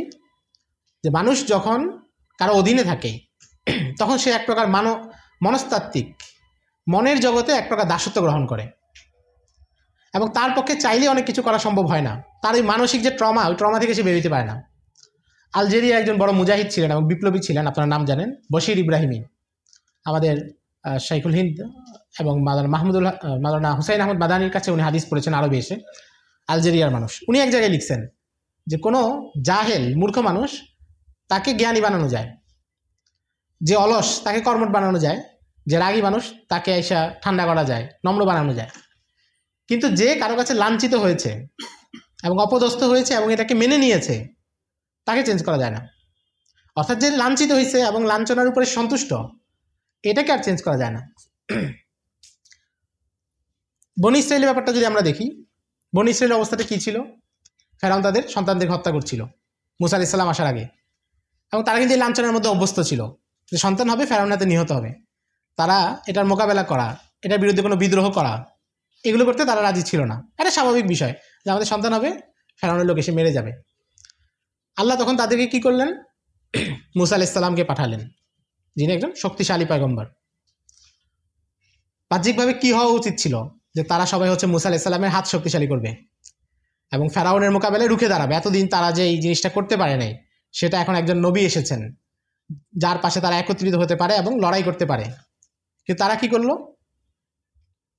তারা বললো যে উযিনা মিন ক্বাবলি আন তা'তিয়ানা ওয়া মিন বা'দি মা জি'তানা, আপনি আসার আগেও আমাদের কষ্ট ছিল, আসার পরেও কষ্ট হচ্ছে। তাদের উচিত ছিল যে নবী আসছে তাকে গ্রহণ করে ফেরাউনের মোকাবেলা করা, কিন্তু তারা বলতেছে আপনি আসার আগেও কষ্ট ছিল, এখন আসার পরেও কষ্ট হচ্ছে। তখন মুসা আলাইহিস সালাম কি বললেন, যে ক্বালা আসা রব্বুকুম আন ইউহলিকা আদুওয়াকুম ওয়া ইস্তাখলিফাকুম ফিল আরদ, যে ইনশাআল্লাহ অচিরে আল্লাহ তোমাদের শত্রুকে দমন করবেন, তোমাদেরকে জমিনে মালিকানা দান করবেন। ফায়ানজুরা কাইফা তা'মালুন, এরপরে দেখা যাবে তোমরা কি করো। এরপরে আপনারা জানেন যে ফেরাউনকে নদীতে ডুবিয়ে মারা হলো, এবং তাদের সামনে তারা দেখছে যে ফেরাউন তাদেরকে ধরে ফেলতেছে, ওই সময় আল্লাহ সাহায্য আসছে। কিন্তু এরপর তারা কি করলো, তারা যখন গিয়ে দেখলো যে এক কম মূর্তি পূজা করতেছে, তারা তখন আবদার জানাইছে যে আমাদেরকে একটা মূর্তি বানায় দেন, যে আল্লাহ না ইলাহান কা ইলা, আরেকটা কি জানো ভাই, কি বলতে পারবেন? আচ্ছা, তারা তো সেখানে দাবি জানাইছে যে তাদের যেমন একটা মূর্তি আছে আমাদেরকে মূর্তি বানিয়ে দেন। এরপর তাদেরকে যখন বাইতুল মাকদিসে নিয়ে যাওয়া হলো, তারা সেখানে ঢুকবে না। ইযহাব আনতা ওয়া রাব্বুকা ইযহাব আনতা ওয়া রাব্বুকুম ইযহাব আনতা ওয়া রাব্বুকা ফাকাতিলা ইন্না হাহুনা কাঈদুন, আপনি আর আপনার রব যান, আমরা এখানে বসে থাকবো। এখন তারা বাইতুল মাকদিসের মালিকানা দাবি করে, কিন্তু তাদেরকে যখন প্রথম আনা হয়েছে তারা এখানে ঢুকতেই চায় নাই ইহুদিরা। এখন তো তারা বলে যে বাইতুল মাকদিস তাদের। তো এই যে প্রত্যেকটা জায়গায় তারা নবীজিকে, তারা মুসা আলাইহিস সালামকে প্রত্যক্ষ করছে, মুসা আলাইহিস সালামের সাথে আল্লাহর নুসরত ছিল সেটা তারা প্রত্যক্ষ করছে, তারা ফেরাউনের জুলুম থেকে বেঁচে গেছে। এরপর তারা কি করলো, মুসা আলাইহিস সালাম বাইরে গেছেন, তারা মূর্তি পূজা করছে, বাছুর নিয়েছে। মুসা আলাইহিস সালাম তাদেরকে ঢুকতে বলছেন, তারা সেখানে ঢুকে নাই। কতগুলো অপরাধ করতেছে, শেষ পর্যন্ত আল্লাহ তাদেরকে ময়দানে তিতে রেখে দিলেন যে 40 বছর এখানে থাকবা, এখানেই চক্কর খেতে থাকবা, এবং ওখানেই মুসা আলাইহিস সালাম ইন্তেকাল করলেন। ইবনে খালদুন রাহিমাহুল্লাহ, একজন বড় মুসলিম ইতিহাসবিদ এবং সমাজতত্ত্ববিদ, উনি বলেন যে ময়দানে তিতে কেন বনী ইসরাইলকে রাখা হয়েছে 40 বছর। উনি বলেন যে এটার মূল কারণ ছিল আল্লাহ চাইছেন সম্ভবত, আমরা তো আসলে ব্যাখ্যা এভাবেই করতে পারি, নিশ্চিতভাবে তো বলা যায় না। উনি বলেন যে এটা সম্ভবত এই কারণে চাওয়া হয়েছে যে ওখান থেকে যেন নতুন প্রজন্ম চলে আসে, যারা ফেরাউনের হাতে লাঞ্ছিত হয় নাই, কোনো লাঞ্ছনা দেখে নাই, বা তাদের মধ্যে আগে থেকে মানসিক কোনো ট্রমা নাই, তখন তারা এই সমাজে কাজ করতে পারবে। নাহলে বনী ইসরাইল যারা ছিল তারা হচ্ছে ফেরাউনের কাছে লাঞ্ছিত হয়, এবং সেই লাঞ্ছনাকে দীর্ঘ সময় মানসিকভাবে মেনে নেওয়ার কারণে তারা নতুন কিছু করতে প্রস্তুতি নেই, এবং মুসা আলাইহিস সালামকে প্রতিটা পদে পদে অসহযোগিতা করছে। এবং ঠিকই পরে যখন সেখানে ইউশা ইবনে নুন আসলেন, তাদের সাহায্য নিয়ে তারা আবার বাইতুল মাকদিসে ঢুকলো, যেটা নতুন প্রজন্ম ছিল। তো অর্থাৎ বোঝা গেল যে কেউ যখন লাঞ্ছিত হয়, চরম পর্যায়ে নির্যাতন হয়, এবং এটা এখন আধুনিক মনোবিজ্ঞানের ভাষায় মানুষ বলে যে স্টকহোম সিনড্রোম, যে মানুষ যেখানে নির্যাতনকারীকে ভালোবাসে, একটা ঘটনা থেকেই নামটা আসছে। অর্থাৎ মানুষ যখন নির্যাতিত হয় তখন তার প্রতি একটা মানসিক আনুগত্য চলে আসে। কিন্তু আরবের লোকদের এটা ছিল না, যে তারা রোমানদের প্রতি তাদের কোনো বিতৃষ্ণাও ছিল না, ভালোবাসাও ছিল না, কারণ তারা তাদের সাথে কোনো লেনাদেনা নেই, ব্যবসা করতে সিরিয়া যায়, ব্যবসা করে চলে আসে। পারসিকদের সাথেও তাদের সম্পর্কটা এরকমই। অর্থাৎ আগে থেকে এখানে কোনো শক্তি তাদের মন মস্তিষ্ক নিমজ্জিত রাখে না, যেই শক্তিকে তারা চূড়ান্ত শক্তি ভাবে। নির্যাতনের একটা পর্যায়ে কিন্তু মানুষ একটা মানে জালিমকেই একটা চূড়ান্ত অথরিটি ভাবে। যেমন আমরাও 4 তারিখ সকালে বা 5 তারিখ সকালে কিন্তু ভাবতে পারি নেই যে কিছু একটা হবে। এটা কেন? কারণ হচ্ছে আগের 16 বছরে আমাদেরকে মানসিকভাবে এই জায়গায় নিয়ে আসা হয়েছে। এবং আপনাদের মনে আছে 5 তারিখ রাতেও কিন্তু বারবার গুজব দেখা যাচ্ছে, অনেকে বলতেছে আরে কিছু হয় নাই, আবার আসবে। ওই যে যখন বিভিন্ন গুজব ছড়ালো যে অমুক জায়গায় হামলা হচ্ছে, তমুক জায়গায় হামলা হচ্ছে, কারণ কি চলে যাওয়ার পরেও আমরা বিশ্বাস করতে পারতেছি না, কারণ হচ্ছে মানসিকভাবে আমরা এই জায়গায় ছিলাম। তো আরবরা এই জায়গা থেকে মুক্ত ছিল, ফলে তাদের পক্ষে যখন তাদেরকে হেদায়েত দেওয়া হয়েছে এবং নির্দেশ দেওয়া হয়েছে রোমানদের সাথে লড়াই করার জন্য, পারসিকদের সাথে লড়াই করার জন্য, তখন তারা সেই মানসিক শক্তিটা পেয়েছে, যেটা পাওয়া দরকার ছিল, এবং এই বৈশিষ্ট্যটা তখন অন্য কারো মাঝে ছিল না। তো এই জায়গাগুলো থেকে আমরা বলতে পারি বলতে সিরাত লেখক এবং ইতিহাসবিদরা তারা বলেছেন যে নবীজিকে এই জন্যই আরবে প্রেরণ করা হয়েছে, যে আরব যদিও তাদের মধ্যে সমস্যা ছিল, কিন্তু অন্য অনেকের কাছ থেকে সেটা তুলনামূলক ভালো ছিল। তাদের মধ্যে সত্যবাদিতা ছিল, তারা মানুষকে ধোঁকাবাজি খুব কম করতো, জুলুম করতো প্রকাশ্যে, কিন্তু মিথ্যা বলা, ওয়াদা খেলাপ করা, এগুলোকে তারা খুব ঘৃণিত কাজ মনে করতো। এবং সমাজে যদি কেউ এক ধরনের এই কাজ করতো, অন্যরা সবাই মিলে তাকে প্রতিরোধ করতো। যে লোকটা অশ্লীল কাজ করতেছে বা পাপাচার, তার মধ্যে এই গুণগুলো ছিল তখনকার সমাজে। তো আমরা প্রাথমিক কিছু আলাপ করলাম, এখন কি বিরতি দিবেন? আচ্ছা ঠিক আছে, তাহলে একটু বিরতি হতে পারে। নবীজির আগমনকালে পুরো পৃথিবীর পরিস্থিতি, আরবের পরিস্থিতি এবং আরবে নবীজিকে প্রেরণ করার কিছু হিকমত বা রহস্য যেগুলো আলেমরা লিখেছেন সেগুলো নিয়ে কিছু কথা বললাম। এখন আমরা নবীজি সাল্লাল্লাহু আলাইহি ওয়াসাল্লামের জন্ম এবং এই সংক্রান্ত আলোচনায় প্রবেশ করব ইনশাআল্লাহ।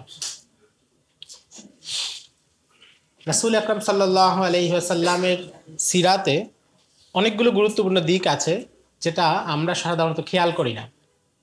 আমার এই জন্য আজকে বেশি ওই বিষয়গুলো নিয়ে একটু আলোচনা করার ইচ্ছা। যদি একটু বড় হয়ে যায় বা আলোচনা একটু দূরে চলে যায় আপনারা ক্ষমা করবেন। বা আমাকে সতর্ক করবেন, আবার করে ফেলবো। নবীজি সাল্লাল্লাহু আলাইহি ওয়াসাল্লামের জন্ম এবং পারিবারিক জীবন, এখানে আমরা সাধারণত কিছু বিষয় জানি যে নবীজির বাবার নাম কি? আব্দুল্লাহ। নবীজির দাদার নাম, দাদার বাবার নাম না, আচ্ছা হাশেম। কিন্তু আপনারা জানেন যে নবীজির যে বংশ তালিকা এটা সংরক্ষিত আছে, কিন্তু এটা নিয়ে আবার কিছু বিভ্রান্তিও আছে। আপনারা দেখবেন যে আমাদের দেশে অনেক জায়গায় বাজারে বিক্রি করে নবীজির বংশ তালিকা, নবীজি থেকে আদম আলাইহিস সালাম পর্যন্ত একটা চার্টে বিক্রি করে। তো আসলে নবীজির বংশ তালিকাটা আদম আলাইহিস সালাম পর্যন্ত যদি ধরা হয়, এটা তিনটা ভাগ। একটা ভাগ হচ্ছে নবীজি থেকে নবীজির পূর্বপুরুষ মাদ ইবনে আদনান, আদনান পর্যন্ত, এটা হচ্ছে একদম সহি, বিশুদ্ধ, এবং যতগুলো বর্ণনা আছে সব জায়গায় এই তালিকাটাই আছে। এটা হচ্ছে একটা তালিকা। এই আদনান হচ্ছেন ইসমাইল আলাইহিস সালামের বংশধর। তো আদনান থেকে ইসমাইল আলাইহিস সালাম পর্যন্ত আবার আরেকটা বংশ তালিকা আছে, কিন্তু সেখানে 7 প্রকারের বর্ণনা পাওয়া যায়। কোথাও দেখা যায় 44 জন, কোথাও দেখা যায় 7 জন, 8 জন। তার মানে বোঝা যাচ্ছে যে এখানে নির্ভরযোগ্য কোনোটাই না।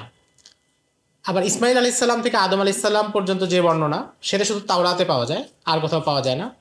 তো সেটাও নির্ভরযোগ্য না। তো পরের দুইটা অনির্ভরযোগ্য। শুধু মাদ ইবনে আদনান পর্যন্ত যে তালিকা নবীজি থেকে, এই তালিকাটা হচ্ছে সবচেয়ে বিশুদ্ধ। এবং নবীজিও যখন এই তালিকা বর্ণনা করেছেন, তখন ইবনে আব্বাসকে বলেছেন যে কাযাবান নাসাবুন। বংশ তালিকা বর্ণনা করার পরে নবীজি বলেছেন কাযাবান নাসাবুন, মানে বংশবিদরা এরপর একটা মিথ্যা বানিয়েছে, অর্থাৎ নবীজি বাকিগুলোকে খারিজ করেছেন। তো নবীজি যে বংশ তালিকা, এটা আমাদের সমাজে আমরা খুব বেশি গুরুত্ব দেই না, কিন্তু নবীজির বংশ তালিকা মুখস্থ রাখা, এটাও একটা ফায়দা আছে। একটা হচ্ছে বরকত, স্বাভাবিক একটা ভালোবাসা। আপনারা জানেন যে আরবের লোক তাদের প্রিয় ঘোড়ার বংশ তালিকা মনে রাখতো। যে আমরা যে কুকুরকে নাম দেয় না, কুকুরের নাম দেয় টমি, টমির বাবার নাম কি? তো অনেকে দেখা যায় কুকুরের বংশ তালিকা জানে আমাদের দেশে, এলিট সোসাইটি যারা। আমরা এক বাসায় গেলাম, তো উনি বলতেছে যে এটা টমি, ওর বাবার নাম হচ্ছে কি বললো, জিমি নাকি কি একটা, মানে কুকুরের বংশ তালিকা 2 পুরুষ পর্যন্ত ওনার কাছে সংরক্ষিত আছে। আরবদের কাছে ঘোড়ার বংশ তালিকা সংরক্ষিত ছিল, কিন্তু ইসলাম এসে নবীজির বংশ তালিকা সংরক্ষিত করেছে। তো নবীজির বংশ তালিকাটা আমাদের মুখস্থ রাখা উচিত। খুবই ছোট, অল্প 20-21 জন। মোহাম্মদ ইবনে আবদুল্লাহ ইবনে আব্দুল মুত্তালিব ইবনে হাশিম ইবনে আব্দি মানাফ ইবনে কুসাই ইবনে কিলাব ইবনে মুররা ইবনে কাব ইবনে লুয়াই ইবনে গালিব ইবনে ফিহর ইবনে মালিক ইবনে নজর ইবনে কিনানা ইবনে খুজাইমা ইবনে মুদরিকা ইবনে ইলিয়াস ইবনে মুজার ইবনে নিজার ইবনে মাদ ইবনে আদনান। 20-21 জন। এটা যদি কেউ 7-8 বার পড়ে আমাদের মুখস্থ হয়ে যাবে ইনশাল্লাহ। কিন্তু এটা মুখস্থ রাখা কেন দরকার, মানে এই বিষয়গুলোর যেহেতু আলোচনা হয় না, সেই জন্য একটু বলি। মুখস্থ রাখার অনেকগুলো কারণ বলা যেতে পারে। একটা সহজ কারণ হচ্ছে, আপনি যদি এটা মুখস্থ রাখেন তাহলে ইতিহাসের ধারাটা বুঝতে পারবেন বা সময়কালটা বুঝতে পারবেন। যেমন এখানে যে মাদ আছেন, মাদ ইবনে আদনান, আদনানের ছেলে যে মাদ, উনি হচ্ছেন ঈসা আলাইহিস সালামের সময়কার মানুষ। এবং এটা কীভাবে বোঝা যায়? এটা হচ্ছে একটা বর্ণনায় পাওয়া যায়। এখন এটা সহি কিনা সেটা আপনি কীভাবে বুঝবেন? সেটা হচ্ছে, আরবে একজন গবেষক ছিলেন, উনি করেছেন কি, উনি বলেন যে 570 হিজরিতে নবীজির জন্ম, আর এখানে বংশ তালিকায় পাওয়া যাচ্ছে 20 জন। তো এটাকে দিয়ে যদি ভাগ দেওয়া হয় 570-কে, তাহলে মোটামুটি দেখা যায় কত আসে, 30-এর কাছাকাছি আসবে। 600 ধরলে তাহলে 30-এর কাছাকাছি। তো স্বাভাবিকভাবে মানুষ কিন্তু তার প্রথম সন্তান জন্ম দেয় 28, 29, 30 এই বছর বয়সেই। তার মানে বোঝা যায় যে এই সিলসিলার যে টাইম ফ্রেম সেটাও ঠিক আছে, ঈসা আলাইহিস সালাম পর্যন্তই পৌঁছে মাদ। কিন্তু সবচেয়ে গুরুত্বপূর্ণ এটা যে কারণে, সেটা হচ্ছে যে এই বংশ তালিকাটা যদি মনে না রাখি, তাহলে আমরা সিরাতের অনেক ঘটনা বুঝবো না। সিরাতের অনেক বর্ণনা বুঝেই যাবে না যদি কেউ সিলসিলাটা মনে না রাখে। যেমন ধরেন, আপনারা জানেন যে মুসাইলামাতুল কাজ্জাবের যেই দূত নবীজির কাছে আসছে নবীজির একেবারে শেষ সময়, এবং নবীজি বলছেন যে যদি দূত হত্যা করা বৈধ হতো তাহলে তোমাদেরকে হত্যা করতাম। এরপরে খালিদ ইবনুল ওয়ালিদের সাথে মুসাইলামাতুল কাজ্জাবের বাহিনীর লড়াই হয়েছে। তখন মুসাইলামার গোত্রের এক লোকের সাথে মুসলিম সাহাবীদের কথা হচ্ছিল। তো তাকে বলছে যে আচ্ছা, তোমার কি ধারণা, মুসাইলামা সত্য নবী? যখন যুদ্ধ চলতেছে, মুসাইলামা সত্য নবী না আল্লাহর নবী রাসূল? তো সে বলছে যে ওয়াল্লাহি ইন্নী লা আলামু আন্না মুহাম্মাদান সাদিক ওয়া আন্না মুসাইলামাতা কাযযাব।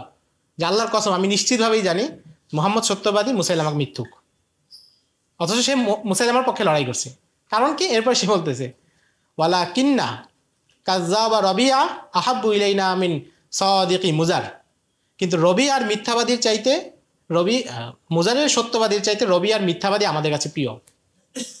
এই বর্ণনাটা আপনারা সিরাতে কিতাবে পাবেন। কিন্তু কথা হচ্ছে, এটার অর্থটা বোঝা সহজ না, যে রবিয়াকে, মুজারকে, বা তার এই কথা আসলে অর্থ কি, কেন সে এটা বলছে। এটার জন্য হচ্ছে সিলসিলা দরকার। এই যে আমরা যেই তালিকাটা বললাম, সেখানে দেখবেন মুজার ইবনে নিজার, ইবনে মাআদ ইবনে আদনান। মুজারের ভাই হচ্ছে রবিয়া, মুজারের থেকে একটা বংশধারা, রবিয়ার থেকে আরেকটা বংশধারা। আপনি জানেন যে প্রত্যেক ফ্যামিলিতেই মানে একজন সন্তান হলেই সেখান থেকে কিন্তু নতুন বংশধারা শুরু হয়ে যায়। তো মুজারের ভাই হচ্ছে রবিয়া, রবিয়ার যে বংশ সেটা হচ্ছে অনেক বড়। মুজারের বংশ হচ্ছে নবীজি, আর মুসাইলামাতুল কাযযাবের যে বংশ সেটা ছিল রবিয়ার বংশ। ওই জন্য সে বলছে যে আমাদের মানে যে বংশীয় গৌরব, যে আমরা রবিয়ার বংশ আমরা শ্রেষ্ঠ। তো মুজারের বংশে যদি কোনো সত্যবাদীও আসে, তার চাইতে আমাদের রবিয়ার যে মিথ্যাবাদী সে আমাদের কাছে প্রিয়।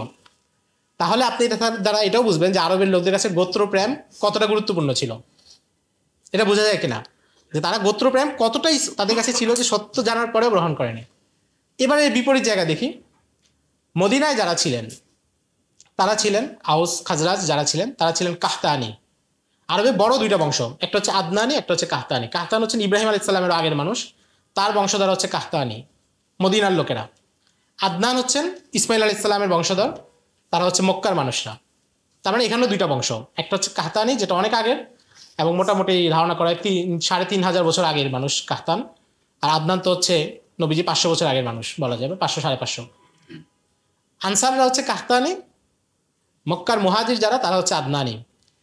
কিন্তু মক্কার আদনানিদেরকে সবচেয়ে বেশি সাহায্য কারা করেছে? মদিনার কাহতানিরা। একটা হচ্ছে যে নবীজির ১৩ বছরের যে হিজরতের পরে ১০ বছর পুরো সময় সাহায্য করেছে। তারপর আনসারদের সবচেয়ে বড় কোরবানি কোনটা? নবীজির ইন্তেকালের পরে যখন সকিফা বনু সাঈদাতে উভয় পক্ষ বসলো, তখন আনসাররা আবু বকর রাদিয়াল্লাহু তাআলা যখন বললেন যে আল আইম্মাতু মিন কুরাইশ, ইমাম হবেন খলিফা হবেন কুরাইশদের পক্ষ থেকে, এটা নবীজির হাদিস, তখন আনসাররা কিন্তু তাদের খেলাফতের দাবি ছেড়ে দিয়েছে।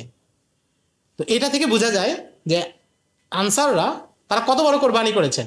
যেখানে আরবের মানুষ বংশীয় গোত্রপ্রীতির কারণে একজনকে নবী জানার পরেও অস্বীকার করেছে, সেখানে তারা বংশীয় গোত্রপ্রীতি সব ত্যাগ করে কাহতানি হয়ে আদনানিদের পাশে দাঁড়িয়েছেন এবং আদনানিদের সামনে নিজেদের খেলাফতের যে দাবি সেটাও ত্যাগ করেছেন।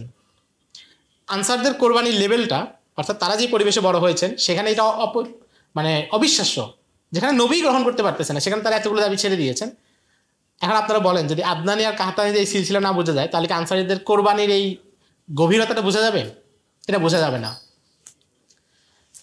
আচ্ছা, নবীজি সাল্লাল্লাহু আলাইহি সাল্লাম সহিহ মুসলিমের এক হাদিসে বলেছেন, সহিহ মুসলিম আরও অনেক গ্রন্থেই আছে, সনদ মানে বর্ণনা একটু এদিক সেদিক কিন্তু অনেক জায়গাতেই আছে। নবীজি বলছেন যে ইন্নাল্লাহ আস্তাফা কিনানা মিন ওয়ালাদি ইসমাইল, আল্লাহ ইসমাইলের সন্তানদের মধ্য থেকে কিনানাকে নির্বাচন করেছেন।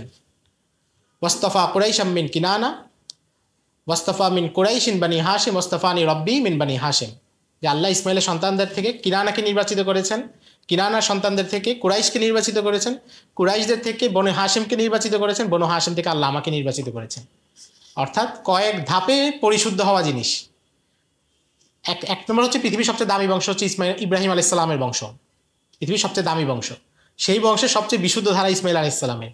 সেখান থেকে আল্লাহ আবার কিনানার বংশকে আলাদা করেছেন। কিনানার বংশের বৈশিষ্ট্য সবচেয়ে বেশি কুরাইশদের, কুরাইশের মধ্যে শ্রেষ্ঠ হচ্ছে বনি হাশিম, বনি হাশিমের নবীজি। এখন যদি কেউ কিনানাকে না চিনে, কুরাইশ আসলে কি? আমরা তো জানি কুরাইশ হচ্ছে একটা নবীজি যে গোত্র, কুরাইশ যে ব্যক্তির নাম থেকে গোত্রের নাম, এটাও তো হয়তো অনেকে জানি না বা আলোচনা হয় না। তো তাহলে এখন এই যে বিশুদ্ধ এবং নবীজির শ্রেষ্ঠ, এটা কি বোঝা যাবে যদি এই সিলসিলা না বোঝা যায়? কিনানা হচ্ছেন, আপনারা দেখবেন নজর ইবনে কিনানা, নবীজির এই সিলসিলার একজন মানুষ উপরের দিকে। এরপরে হচ্ছে ফিহর ইবনে মালিক, ফিহর ইবনে মালিকের নাম হচ্ছে কুরাইশ, ফিহরের নাম হচ্ছে কুরাইশ। তো তার মানে বোঝা যাচ্ছে যে আমরা যদি নসবনামাটা না জানি বা আমাদের মাথায় না থাকে, মুখস্থ না থাকে, তাহলে হচ্ছে সিরাতের অনেক ঘটনা, অনেক বর্ণনা, এটার গভীরতা বোঝা যাবে না। এটা হচ্ছে এগুলো হচ্ছে মোটা দাগে কিছু কারণ যে আমরা তাদের সাহাবীদের কোরবানি বুঝতে পারবো, কোন পরিবেশে তারা ইসলামকে কীভাবে গ্রহণ করেছেন সেটা বুঝতে পারবো, এবং সিরাতের অনেক বিষয় বুঝতে পারবো যেটা এগুলো না জানলে বোঝা যাবে না। যেমন দেখেন, উতবা ইবনে রবিয়া যখন নবীজির কাছে আসছে প্রস্তাব নিয়ে, যে ওই যে নবীজিকে প্রশ্ন করলো, আচ্ছা তুমি বলো তো আব্দুল মুত্তালিব কি ভালো ছিল না খারাপ ছিল? সে কি এই দেবতার পূজা করতো? তুমি এখন যাদের কথা বলছো সে তো এটা করতো না, তাহলে তুমি বলো সে ভালো না খারাপ? দেখেন, সে আব্দুল মুত্তালিবের নাম বলছে কিন্তু আরও পেছনে যায় নাই, মানে বংশতালিকা কিন্তু অনেকেই ছিল।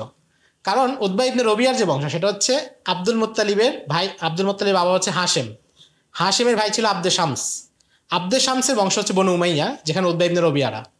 তো তার ভয় ছিল যে আমি যদি হাশেমের নাম বলি, যিনি আমাদের হাশেম বা তার উপরে বলি যিনি আমাদের পূর্বপুরুষ, নবী যদি বলে দেন যে সে খারাপ ছিল, তো এই জন্য সে ওই রিস্ক নেয় নাই। সে পরের চ্যানেলে গেছে যে আপনার চ্যানেলের নিচের দিকে একজন যার সাথে আমার সম্পর্ক নেই, আপনি খারাপ বললে আমার টেনশন নাই, সে ওই নামটা দিছে। তো নবীজি তো জবাবটা এড়িয়ে গেছেন হিকমতের সাথে, কিন্তু তার অ্যাপ্রোচটা ছিল এটা। কারণ কি? কারণ সে চাইছে আমার বংশে যেন দাগ না পড়ে, কারণ তারা বংশীয় ব্যাপারটাকে অনেক গুরুত্ব দিত। এগুলো হচ্ছে নসবনামার গুরুত্ব, নসবনামাটা জানার। কিন্তু এর চাইতে বড় গুরুত্ব আরেক জায়গায়। সেটা কি? সেটা হচ্ছে নবীজির যে নসবনামা, এটা হচ্ছে নবীজির নবুয়তের দলিল।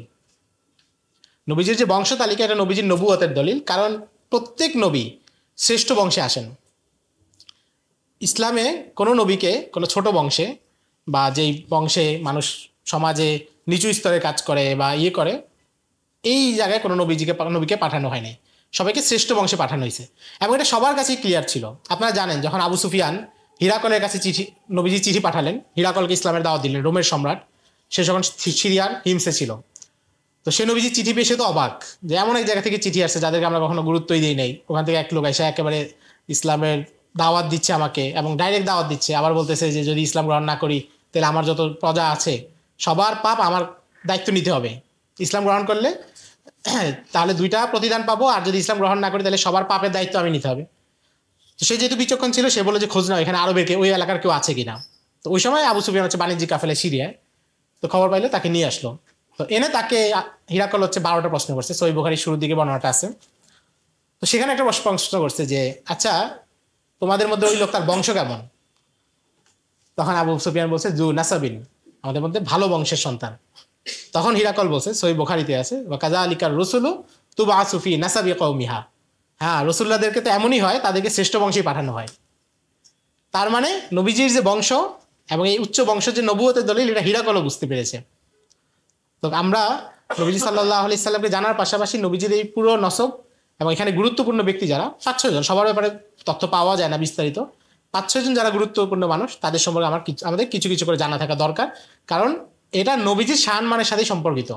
নবীজি নিজেরা নিয়ে গর্ব করেছেন যে আল্লাহ আমাকে এদের মধ্য থেকে নির্বাচিত করে এনেছেন, এবং নবীজি বংশের কথা বলেছেন। নবীজি বলেছেন যে একেবারে আদম আলাইহিস সালাম পর্যন্ত আমার বংশে কেউ কখনো অশ্লীলতায় জড়ান নেই, এটা নবীজি গর্ব করে বলেছেন। তো কাজে এই নসবনামাও সংরক্ষণ রাখা এটাও আমাদের জন্য জরুরি। তো আমরা এই নসবনামার 2-1 জন মানুষ সম্পর্কে অল্প কিছু কথা বলতে পারি। এই বংশে একজন হচ্ছে ফিহর ইবনে মালিক, যিনি কুরাইশ, তার নামে হচ্ছে কুরাইশদের শাখা হয়, এবং এই গোত্রটা হচ্ছে আরবের অন্য গোত্রের উপর সবসময় প্রভাবশালী ছিল। তাদের সামরিক শক্তি বেশি ছিল, লোকজন বুদ্ধিমান এখানে বেশি থাকতো। মূলত কুরাইশ হচ্ছে এক প্রকার সামুদ্রিক মাছ, আরবে এক প্রকার সামুদ্রিক মাছকে কুরাইশ বলা হতো, যেটা হচ্ছে অন্য মাছদেরকে খেয়ে ফেলতো বা অন্য মাছটা এটার সাথে পারতো না। তো ওই জায়গা থেকে কুরাইশদের নামকরণ করছে। কুরাইশের পরে যিনি গুরুত্বপূর্ণ ব্যক্তি, তিনি হচ্ছেন কুসাই, অর্থাৎ হাশেমের বাবা, যিনি আব্দুল মুত্তালিব ইবনে হাশেম ইবনে আব্দুল মানাফের বাবা, হাশেম ইবনে আব্দুল মানাফ ইবনে কুসাই।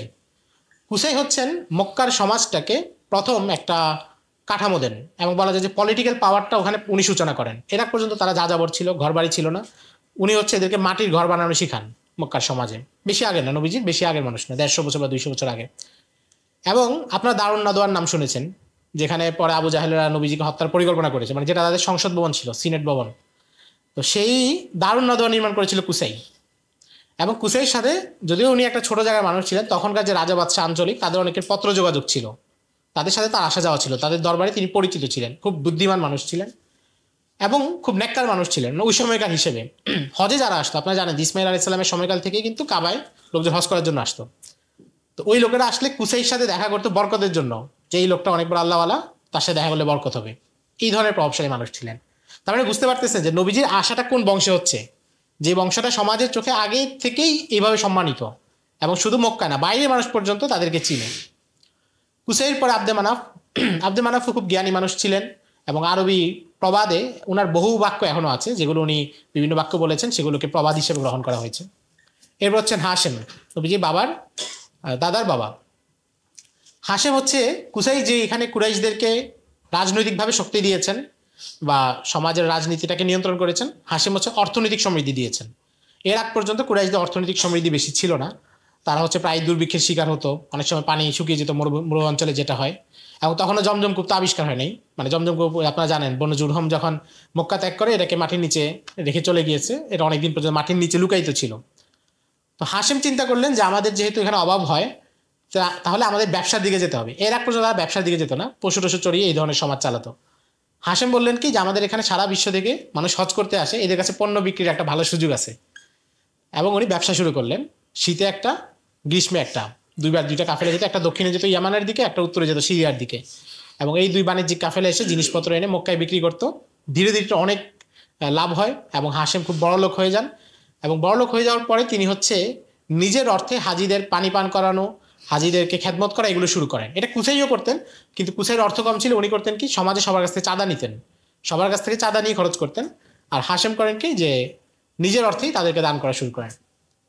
তার মানে বুঝতে পারতেছেন যে হাশেম হচ্ছে কুরাইশদের আরেকজন মানুষ, যিনি হচ্ছে তাদেরকে ব্যবসা শিখাইছেন এবং তাদেরকে বুঝাইছেন যে ব্যবসার মাধ্যমে তোমরা সমৃদ্ধ হতে পারো, এবং তারা সেটা পারছেন। হাশেমের পরে মানুষ হচ্ছেন নবীজির বাবা, নবীজির দাদা আব্দুল মুত্তালিব। আব্দুল মুত্তালিব কুরাইশদের কাছে খুব সম্মানিত ছিলেন। তার জীবনে গুরুত্বপূর্ণ কয়েকটা ঘটনা, একটা হচ্ছে আব্রাহা যখন হাতির বাহিনী নিয়ে আক্রমণ করে, মানে আমি আর প্রেক্ষাপটে যাচ্ছেন, এগুলো আপনারা জানেন। তো আব্রাহার আক্রমণের সময় তিনি হচ্ছে আব্রাহার সাথে কথা বলতে যান এবং আব্রাহাকে উনি বলছেন যে আমার ওট ফিরিয়ে দাও। তো সে বলছে আমি তো আপনাদের বাইতুল্লাহ আক্রমণ করতে আসছি। তো সে বলছে আমি ওটের মালিক, ওট নিতে আসছি, বাইতুল্লাহ যিনি মালিক তিনি রক্ষা করবেন। তো এই ঘটনাটা তখন হচ্ছে সমাজের চোখে তাকে বিশেষ করে ফেলে যে আল্লাহ নুসরতের উপর তার এই ধরনের একটা আকীদা ছিল এবং বিশ্বাস ছিল। এর বাইরে ঘটনা হচ্ছে তিনি স্বপ্নে দেখেন যে আল্লাহ তাকে জমজম কূপ আবার আবিষ্কারের নির্দেশ দিচ্ছেন। পরে তিনি কয়েকদিন মাটি খুঁড়েন এবং মাটি খুঁড়ে জমজমটাকে মাটির নিচ থেকে আবার উদ্ধার করেন এবং এটা মালিকানা তার হয়ে যায়। মালিকানা বলতে মানে একটা সম্মানসূচক পদবি আর কি। পানি এমন না যে মালিকানা শুধু উনি পানি নিতেন, অন্য কাউকে দিতেন না, সবাই পানিকানা নিত, কিন্তু এটা মালিকানা বা এটার মোতোয়াল্লি সেটা হচ্ছে আব্দুল মুত্তালিব। এই জায়গা থেকেও তিনি সম্মানিত হন এবং তিনি ছিলেন বাইতুল্লাহর মোতোয়াল্লি। এবং নবীজি যখন ছোট ছিলেন তখন তিনি নবীজিকে নিয়ে প্রায় বাইতুল্লাহ চত্বরে গিয়ে বসে থাকতেন। ওনার জন্য বসার একটা নির্ধারিত জায়গা ছিল আব্দুল মুত্তালিবের জন্য, কারণ তিনি সম্মানিত ছিলেন। তো ওই পরিবারে হচ্ছে নবীজি সাল্লাল্লাহু আলাইহি সাল্লামের জন্ম এবং নবীজি ওই পরিবারে আসেন। নবীজির বাবা আবদুল্লাহ সম্পর্কে খুব বেশি তথ্য জানা যায় না। খুব অল্প বয়সে তিনি মারা গিয়েছেন, ধারণা করা হয় 19 থেকে 20 এর মধ্যেই ছিল তার বয়স, বা কেউ বলেছেন 25 ছিল। স্বাভাবিক মক্কার যে পরিবেশে, ওই ধরনের পরিবেশে তিনি বড় হয়েছিলেন এবং একটা সম্ভ্রান্ত পরিবারের সন্তান, এবং তাকে বিয়ে দেওয়া হয়েছিল মদিনায়। আমিনা এর সাথে তার বিবাহ হয়। আব্দুল মুত্তালিবের নানা বাড়িও ছিল মদিনায়, নবীজির নানা বাড়িও ছিল মদিনায়। কিন্তু সাধারণত তখন মদিনায় কিন্তু তারা বিবাহের সম্পর্ক করতো না, কারণ দূরত্বটা অনেক বেশি। তারা বৈবাহিক সম্পর্ক করতো নিজেদের এলাকায়। কিন্তু ব্যতিক্রমভাবে আব্দুল মুত্তালিবের সম্পর্কটা সেখানে হয়েছে, নবীজির সম্পর্কটা সেখানে হয়েছে, আগে থেকে ছিল। এখান থেকে আল্লাহর একটা হিকমত বোঝা যেতে পারে যে পরবর্তীতে যখন নবীজি গিয়েছিলেন, নবীজি যখন মদিনা হিজরত করেন, তিনি যে আবু আইয়ুব আনসারীর ঘরে যান, ওইটা ছিল কিন্তু নবীজির মামাদের মহল্লা। অর্থাৎ আগে থেকেই নবীজির একটা আত্মীয়তার সম্পর্ক সেখানে ছিল। এবং নবীজি একটা বর্ণনা পাওয়া যায়, তিনি যখন মদিনার রাস্তায় হাঁটছিলেন তখন বলছিলেন যে আমি কিছু কিছু ঘর এখনো চিনতে পারছি, ছোটবেলায় আমি মায়ের সাথে এখানে আসছিলাম। যে সফরে নবীজির আম্মা ইন্তেকাল করেন মদিনায় এসে যাওয়ার পথে, ওই সফরে কিন্তু নবীজি সেখানে ছিলেন, কিছুদিন মদিনায় ছিলেন। এবং নবীজি কিন্তু সাঁতার পারতেন। নবীজি আরবে তো আপনারা জানেন পুকুর বা নদী নালা নাই, কিন্তু নবীজি সাঁতার পারতেন। নবী যখন মায়ের সাথে আসছেন ছোটবেলায়, সেখানে একটা পুকুর ছিল, সেই পুকুরে নবীজি সাঁতার শিখেছিলেন 6 বছর, 7 বা 8 বছর, 6 বছর বয়সী, ওই বয়সে নবীজি সাঁতার শিখেছিলেন। তো নবীজির বাবা এবং নবীজির মাতা, তারা হচ্ছে দুজনেই অল্প বয়সী ছিলেন এবং অল্প বয়সেই ইন্তেকাল করেছেন। নবীজির জন্ম নিয়ে, তারিখ নিয়ে আপনারা জানেন যে অনেক ধরনের তর্ক আছে। ওলামায়ে কেরাম বিশুদ্ধ বলেছেন 9-8 রবিউল আউয়াল, এই তারিখগুলোকে বেশি প্রাধান্য দিয়েছেন। 12 তারিখের যে তারিখটা, এটা আসলে অনেক দূরবর্তী। এগুলো নিয়ে বিস্তারিত আলোচনা আছে, আপনারা শেখ তাহমিদুল মাওলা সাহেবের একটা আলোচনা আছে রিসালাতুল ইসলামে, ওইটা দেখে নিতে পারেন, বিস্তারিত আলোচনা করছেন। মোটামুটি 12 তারিখটা এটা হচ্ছে আসলে অনেক দূরবর্তী, এটা সম্ভাবনা খুবই কম। এবং পরবর্তীতে জ্যোতির্বিজ্ঞানের আলোকে যারা গবেষণা করেছেন তারাও এমনটাই বলেছেন। নবীজির জন্মের পরে নবীজির নাম রাখা হলো মোহাম্মদ। মোহাম্মদ মানে হচ্ছে সর্বোচ্চ প্রশংসা, ব্যাপক প্রশংসা। এবং আরবে এই ধরনের নাম রাখার কোনো প্রচলনই ছিল না। নামটা রাখেন আব্দুল মুত্তালিব নিজের থেকে। ওনাকে জিজ্ঞাসা করা হলো যে আপনি এই নাম কেন রাখছেন? তো উনি বলছেন যে আমার আশা যে একদিন তার প্রশংসা করা হবে। মানে নাতিকে তিনি আগে থেকে এই ভালোবাসাটা, এবং আগে থেকে আল্লাহ তার মনে এটা দিয়ে দিয়েছেন। আসলে তো আল্লাহ রাব্বুল আলামিনই ভূমি প্রস্তুত করছেন, জমিন প্রস্তুত করছেন, এবং তাকে এই নামটা দেওয়া হচ্ছে নবীজিকে। তো নবীজির মূল নাম হচ্ছে মোহাম্মদ এবং আহমদ, দুইটার মধ্যে প্রশংসার গুণ পাওয়া যায়। দুইটি হামদ থেকে আসছে, দুইটার মধ্যেই প্রশংসা পাওয়া যায়। কিন্তু নবীজি আরও নাম আছে, ওলামায়ে কেরাম কেউ বলেছেন 200 নাম, কেউ বলেছেন 250 নাম, অনেকে ভালোবেসে অনেক নাম দিয়েছেন। নবীজি নিজেও কিছু কিছু নামের কথা প্রকাশ করেছেন। যেমন একটা হাদিস উনি বলছেন যে ইন্নালি আসমা, আমার অনেকগুলো নাম আছে। আনা মোহাম্মদ ওয়া আনা আহমদ ওয়া আনাল মাহি আল্লাযী ইয়ামহুল্লাহু বিয়াল কুফরা ওয়া আনাল হাশির আল্লাযী ইহশারুন নাসু আলা কদামি ওয়া আনাল আকিব আল্লাযী লাইসা বাদাহু নবী। যে আমি মোহাম্মদ, আমি আহমদ, আমি মাহি, মানে যে হচ্ছে কুফরকে ধ্বংস করে দিবে। মাহি মানে হচ্ছে ধ্বংস করে দেয়, মিটিয়ে দেয়। আমি হচ্ছে কুফরকে মিটিয়ে দিব। এবং আনাল হাশির, হাসরের ময়দানে মানুষ হচ্ছে আমার পায়ের কাছে এসে জড়ো হবে। আপনারা জানেন মানুষ যখন সব নবীদের কাছে যাবেন, পরে সব নবীদের কাছ থেকে ব্যর্থ হয়ে তারা নবীজির কাছে আসবেন যে আপনি আল্লাহর কাছে সুপারিশ করুন, তিনি যেন বিচার কার্য শুরু করেন। তো এটা হচ্ছে আরেকটা। এরপর নবীজি বলছেন আনা লাকিব, অর্থাৎ আমি সর্বশেষ নবী, আমার পরে কোনো নবী আসবে না। তো এই একাধিক নামে নবীজিও নিজেকে সম্বোধন করেছেন। এইভাবে বিভিন্ন যুদ্ধে তিনি নিজের অনেকগুলো নাম বলেছেন। বলেছেন আনা নাবিউল মালাহিম, আমি যুদ্ধের নবী, এগুলো বলেছেন। নাবিউর রহমা বলেছেন। তো নবীজি সাল্লাল্লাহু আলাইহি সাল্লাম যখন জন্মগ্রহণ করেন তখন কিছু কারামতের কথা আমাদের সমাজে প্রচলিত আছে, কিছু অলৌকিক ঘটনার কথা, কিন্তু এগুলো বেশিরভাগই বর্ণনার বিচারে, শুদ্ধিতার বিচারে উত্তীর্ণ না, এবং মুহাদ্দিসিনে কেরাম এগুলোকে নাকচ করেছেন যেগুলো শুদ্ধ না। তবে একটা বর্ণনা, বিশুদ্ধ বর্ণনা পাওয়া যায়, যেটা মুসনাদে আহমদ ইবনে হাম্বলে আছে।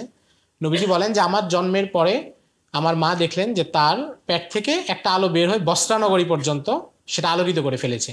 এটা বিশুদ্ধ বর্ণনা।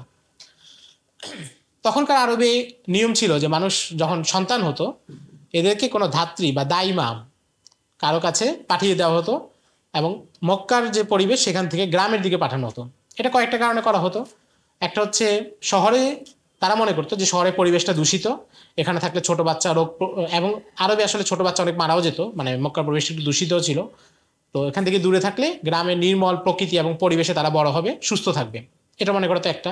2 নম্বর মনে করা হতো গ্রামের জীবনটা তো একটু কঠোর হয়, সেখানে তারা ছোটবেলা থেকে পশু চড়াবে, মাঠে ঘাটে খেলবে, শরীর স্বাস্থ্য শক্ত হবে। অর্থাৎ আমাদের দেশে এখন যেমন ঢাকা শহরের মানুষ হচ্ছে সবাই আমাদের মধ্যে, আর বাইরের মানুষ হচ্ছে একটু পরিশ্রমী, তো তারা এটা মনে করতো যে আমাদের সিটিতে থাকলে এটা হবে না, তারা বাইরে থেকে একটু কষ্ট সহিষ্ণু শিখে আসুক।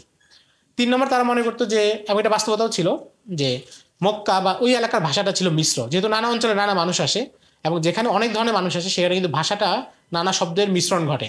যেমন ঢাকায় যে ভাষায় আমরা কথা বলি এটা তো নির্দিষ্ট, যদিও ঢাকায় একটা কুট্টি ভাষা আছে কিন্তু এটা তো প্রায় বিলুপ্ত, প্রায় অল্প কিছু মানুষের চর্চা আছে, কিন্তু ঢাকার যে ভাষা এটা মিশ্র ভাষা। এখানে আপনি দেখবেন যে আমরা যারা কথা বলি আঞ্চলিক শব্দ আছে, শুদ্ধ আছে, প্রমিত আছে, সব মিক্সচার। কিন্তু এর বাইরে কুষ্টিয়ে গেলে তারা তাদের মতো করে একটা ভাষায় কথা বলে, সিলেটি তারা তাদের মতো করে একটা ভাষায় কথা বলে, সেখানে মিশ্রণটা কম। তো মক্কার এই অবস্থাটা ছিল, যেহেতু এটা একটা বাণিজ্যিক কেন্দ্র, এখানে অনেকে এসে ব্যবসা করে, হজের সময় বাজার বসে, মদিনা থেকে লোক আসে, বাহির থেকে লোক আসে, এখানে ভাষাটাও একটু নানাভাবে কলুষিত হয়েছিল। তো এই জন্য তারা বিশুদ্ধ ভাষার জন্য গ্রামে পাঠাতো, যে সেখানে মানুষ গ্রামে বিশুদ্ধ ভাষায় কথা বলে।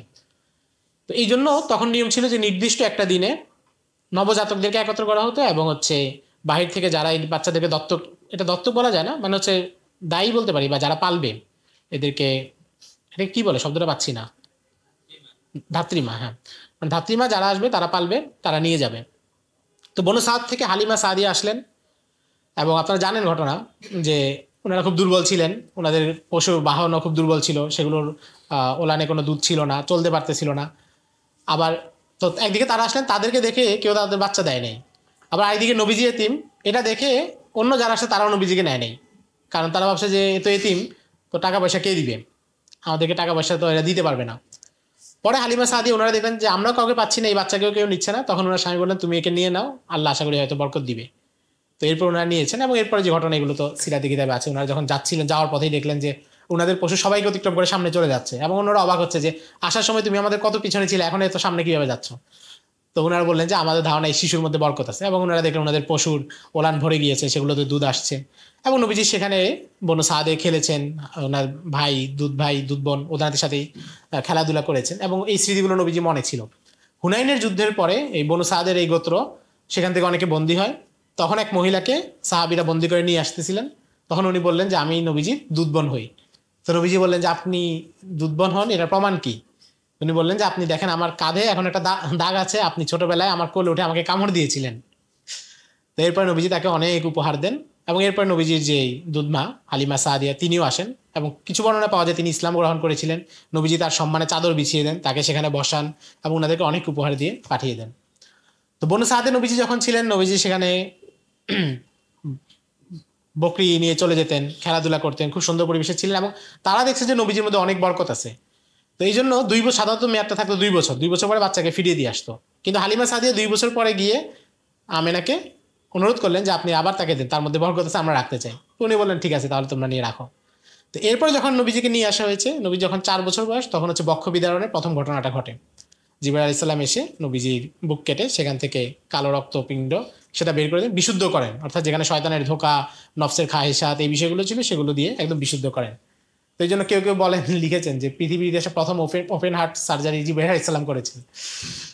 তো ওই ঘটনাটা হচ্ছে হালিমা সাদিয়ারা খুব চমকে যান, তারা শুনছিলেন, তাদের বাচ্চারা এসে বলছে যে আমাদের ভাইকে তো ওখানে একটা লোক এসে কেটে ফেলছে, সে তো মারা গেছে। হালিমা সাদিয়া ছুটে গেলেন, গিয়ে দেখলেন যে নবীজি একটু থতমত খেয়ে বসে আছেন। এবং এখান থেকে নবীজি সাহস বুঝে যায়, নবীজি চোখের সামনে নবীজিকে এগুলো করা হয়েছে, কিন্তু নবীজি কান্না করা বা অনেক বেশি বিহ্বল এমন না, একটু স্বাভাবিক গম্ভীরতা বা নির্বিকার ছিলেন। হালিমা সাদিয়া মনে করলেন যে না, এখন যদি এই বাচ্চার কোনো দুর্ঘটনা ঘটে বা এখানে মনে হচ্ছে অলৌকিক কিছু আছে, যদি কিছু ঘটে তাহলে দায় কে নিবে, বাচ্চাকে ফিরিয়ে দিয়ে আসি। পরে তিনি মক্কায় এসে ওনার কাছে ফিরিয়ে দিলেন, নবীজির মায়ের কাছে।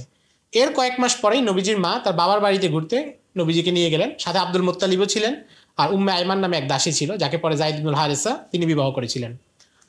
তো ওনারা মদিনায় 1.5-2 মাস থাকেন এবং ফেরার পথেই একটা জায়গায় আবওয়া নামে এক এলাকায় নবীজির আম্মা ইন্তেকাল করেন এবং সেখানে তার কবর দেওয়া হয়।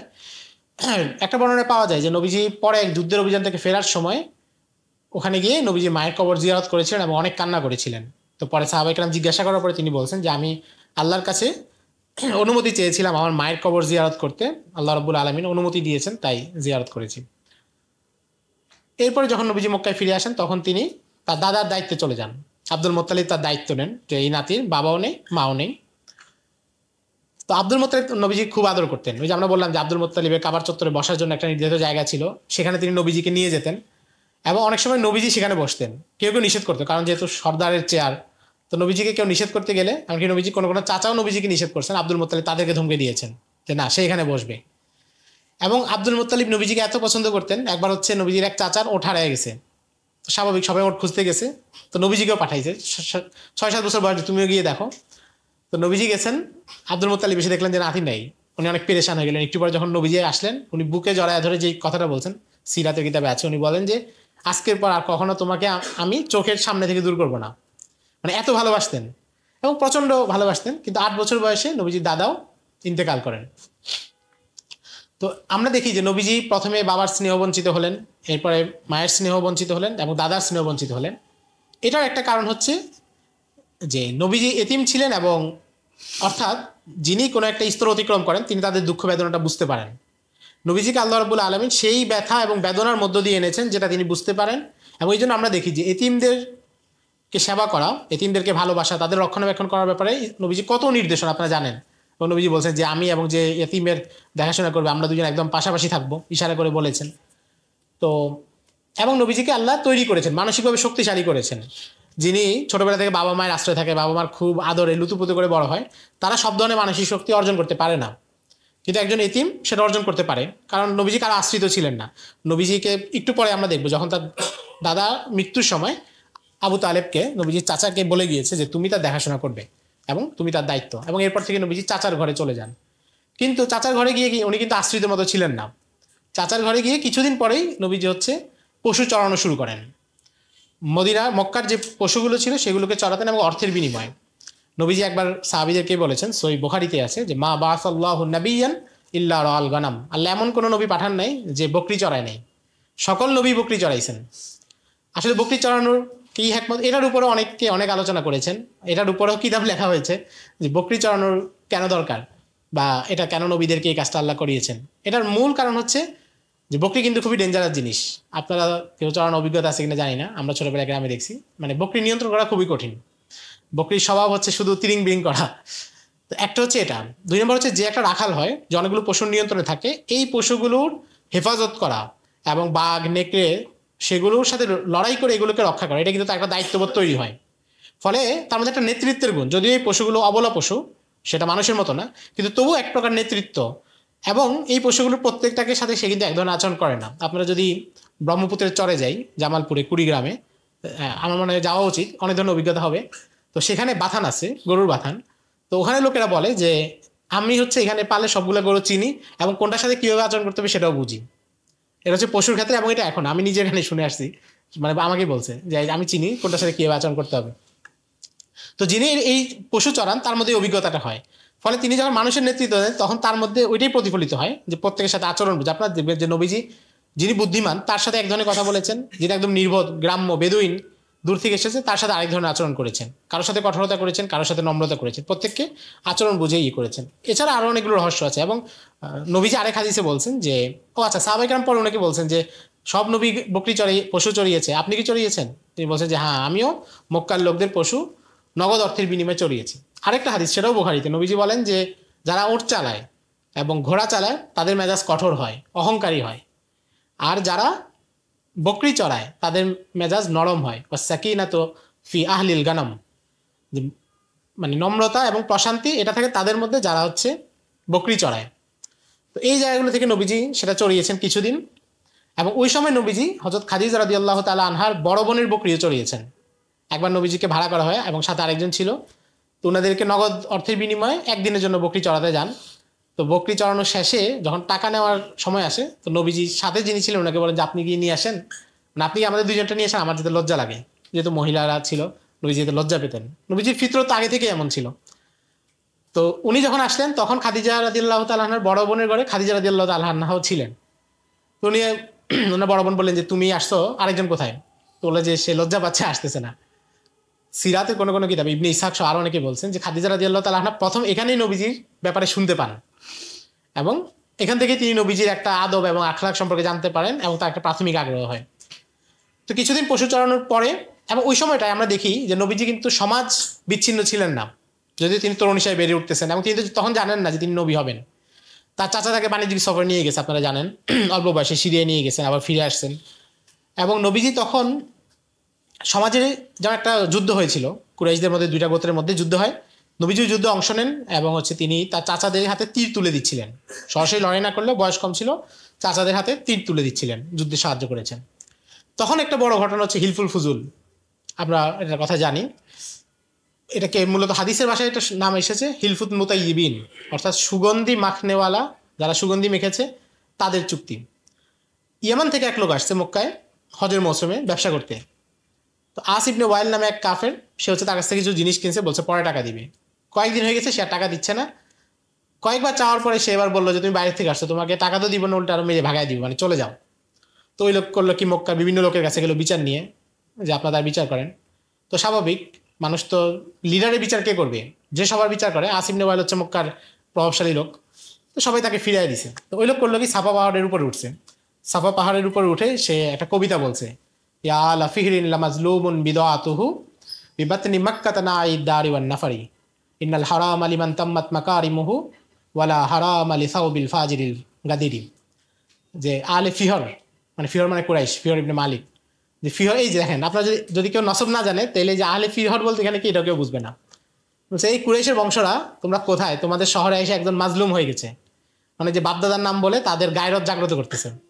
তোমাদের শহরে এসে একজন মাজলুম হয়ে গেছে, তোমরা কি সাহায্য করবা না? হারাম এটা তো নিরাপদ এলাকা, ঠিক আছে, কিন্তু এটা তো তার জন্য যে হচ্ছে আল্লাহর যে সীমানা সেটা ঠিক রাখে।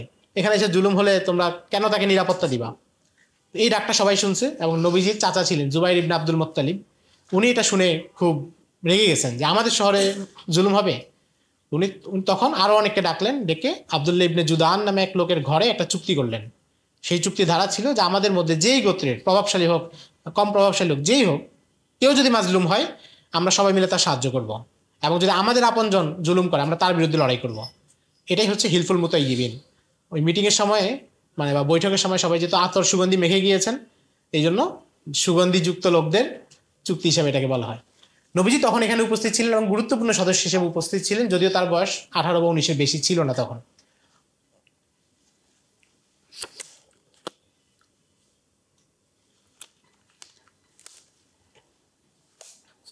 মুসনাদে আহমদ ইবনে হাম্বলে এক রাওয়ায়াতে নবীজি বলেন যে এখনো, মানে নবুয়তের পরে, যে এখনো যদি আমাকে এই ধরনের কিছুর জন্য ডাকা হয় তাহলে আমি এখনো সবকিছুর বিনিময়ে সেখানে চলে যাব। তার মানে হিলফুল মুতাইয়িবিন যেটা ছিল বা হিলফুল ফুজুল যেটা ছিল, নবী যেটাকে প্রচণ্ড ভালোবাসতেন এবং ইসলাম আসার পরেও, নবুয়তের পরেও তিনি এটাকে ধারণ করেছেন, এটার প্রতি ভালোবাসা প্রকাশ করেছেন। এবং তিনি আরেকবার বলেছেন যে একটা লাল উট পাওয়ার চাইতে, আপনারা জানেন যে আরবের সবচেয়ে দামি বাহন ল্যাম্বরগিনি বা রোলস রয়েস, সেটা হচ্ছে লাল উট। তো লাল উটের চাইতেও আমার কাছে অধিক প্রিয় হচ্ছে হিলফুল ফুজুল বা এই ধরনের কিছুতে শরিক থাকা, যেখানে একজন মাজলুমের অধিকার বুঝিয়ে দেওয়া হবে। তো এখান থেকে আমরা যেটা বুঝি যে নবীজির বয়স অল্প, কিন্তু সামাজিক একটা অসঙ্গতি, সামাজিক একটা জুলুম, সেটার মোকাবেলায় তিনি কিন্তু প্রথম সারিতে আছেন। অর্থাৎ যেখানে চুক্তিটা হচ্ছে সেখানে নবীজি উপস্থিত ছিলেন। এর কিছুদিন পরে খাদিজা রাদিয়াল্লাহু তাআলা আনহা ওনার জন্য ব্যবসায় পাঠালেন। আপনারা জানেন খাদিজা রাদিয়াল্লাহু তাআলা আনহা একজন বিধবা মহিলা ছিলেন, এর আগে তার 2 বিবাহ হয়েছিল, প্রথম ঘরে সন্তান ছিল, মক্কার একজন সম্ভ্রান্ত পরিবার, অভিজাত পরিবারের মহিলা ছিলেন এবং বিপুল অর্থকড়ির মালিক ছিলেন। তো উনি তার ব্যবসায় খাটাতেন। তো বিভিন্ন সময় যাদেরকে পাঠাতেন তারা হচ্ছে ব্যবসায় এসে 2 নম্বরই করতো, লাভ কম দিত, বিভিন্ন ক্ষয়ক্ষতি দেখাতো। তিনি নবীজিকে পাঠালেন এবং সাথে তার গোলাম ছিল মাইসারা। তো নবীজি ব্যবসা করে আসলেন এবং 2বারে তাকে প্রচুর লাভ দিলেন সততার সাথে, এবং নবীজি পারিশ্রমিক নিলেন। নবীজি তখনও চাচার পরিবারেই থাকেন, কিন্তু দেখেন আমরা দেখি কি যে নবীজি যখন একটু বয়স হয়েছে নবীজি কিন্তু চাচার পরিবারে এমনি থাকেন নাই, নিজে উপার্জন করেছেন এবং সেখান থেকে চাচাকে সাহায্য করেছেন। প্রথমে পশু চড়িয়েছেন, পরে ব্যবসা বাণিজ্যের দিকে গিয়েছেন। তো দ্বিতীয় সফর থেকে যখন নবীজি আসেন তখন খাদিজা রাদিয়াল্লাহু তাআলা আনহা নবীজিকে বিবাহের প্রস্তাব পাঠান। নাফিসা বিনতে উমাইয়া ওনার এক বান্ধবী ছিল, তার মাধ্যমে পাঠান। এবং অনেকগুলো বর্ণনায় পাওয়া যায় যে তিনি নবীজি একটা চিঠি লিখেছিলেন। একজন সিরাত লেখক আছেন ইবনু সাইয়্যিদিন নাস, ওনার কিতাব আছে ওয়ুনুল আসার ফি ফুনুনিল মাগাজি ওয়াস শামাইলি ওয়াস সিয়ার। তো ওখানে উনি লিখছেন যে খাদিজা রাদিয়াল্লাহু তাআলা আনহার চিঠির ভাষাটা কি ছিল। উনি লিখছেন যে ইন্নী কদ রাগিবতু ফিকা লি আমানাতিকা ওয়া লি হুসনি খুলুকিকা ওয়া লি সিদকি হাদিসিকা।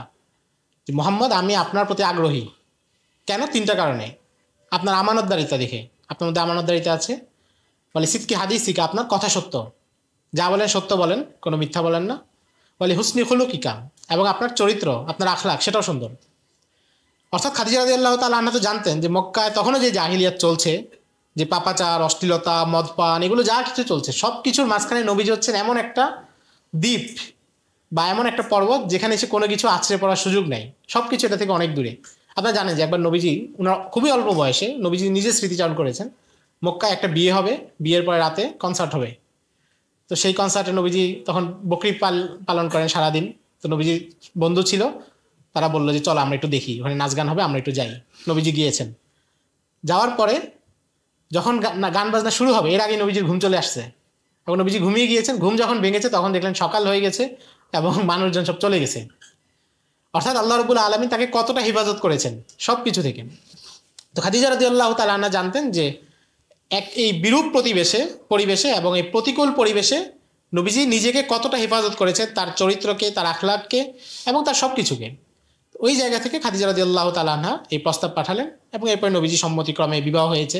এবং বিবাহের খুতবায় আবু তালিব যেটা বলেছিল যে কুরাইশের সবচেয়ে সম্ভ্রান্ত যুবকের সাথে আজ বিয়ে হচ্ছে, উনি এই শব্দগুলো উচ্চারণ করেছেন। ভাতিজার প্রতি তার মুগ্ধতা, ভালোবাসা এগুলো তো অনেক বেশি ছিল। এবং আসলে সিরাতের সবচেয়ে কষ্টকর জায়গা হচ্ছে আবু তালিবের ইন্তেকালের আগ মুহূর্তটাই, যখন নবীজি তাকে বারবার দাওয়াত দিচ্ছিলেন এবং উনি ইসলামটা গ্রহণ করতে পারেন। এটা আসলে খুবই কষ্টকর জায়গা।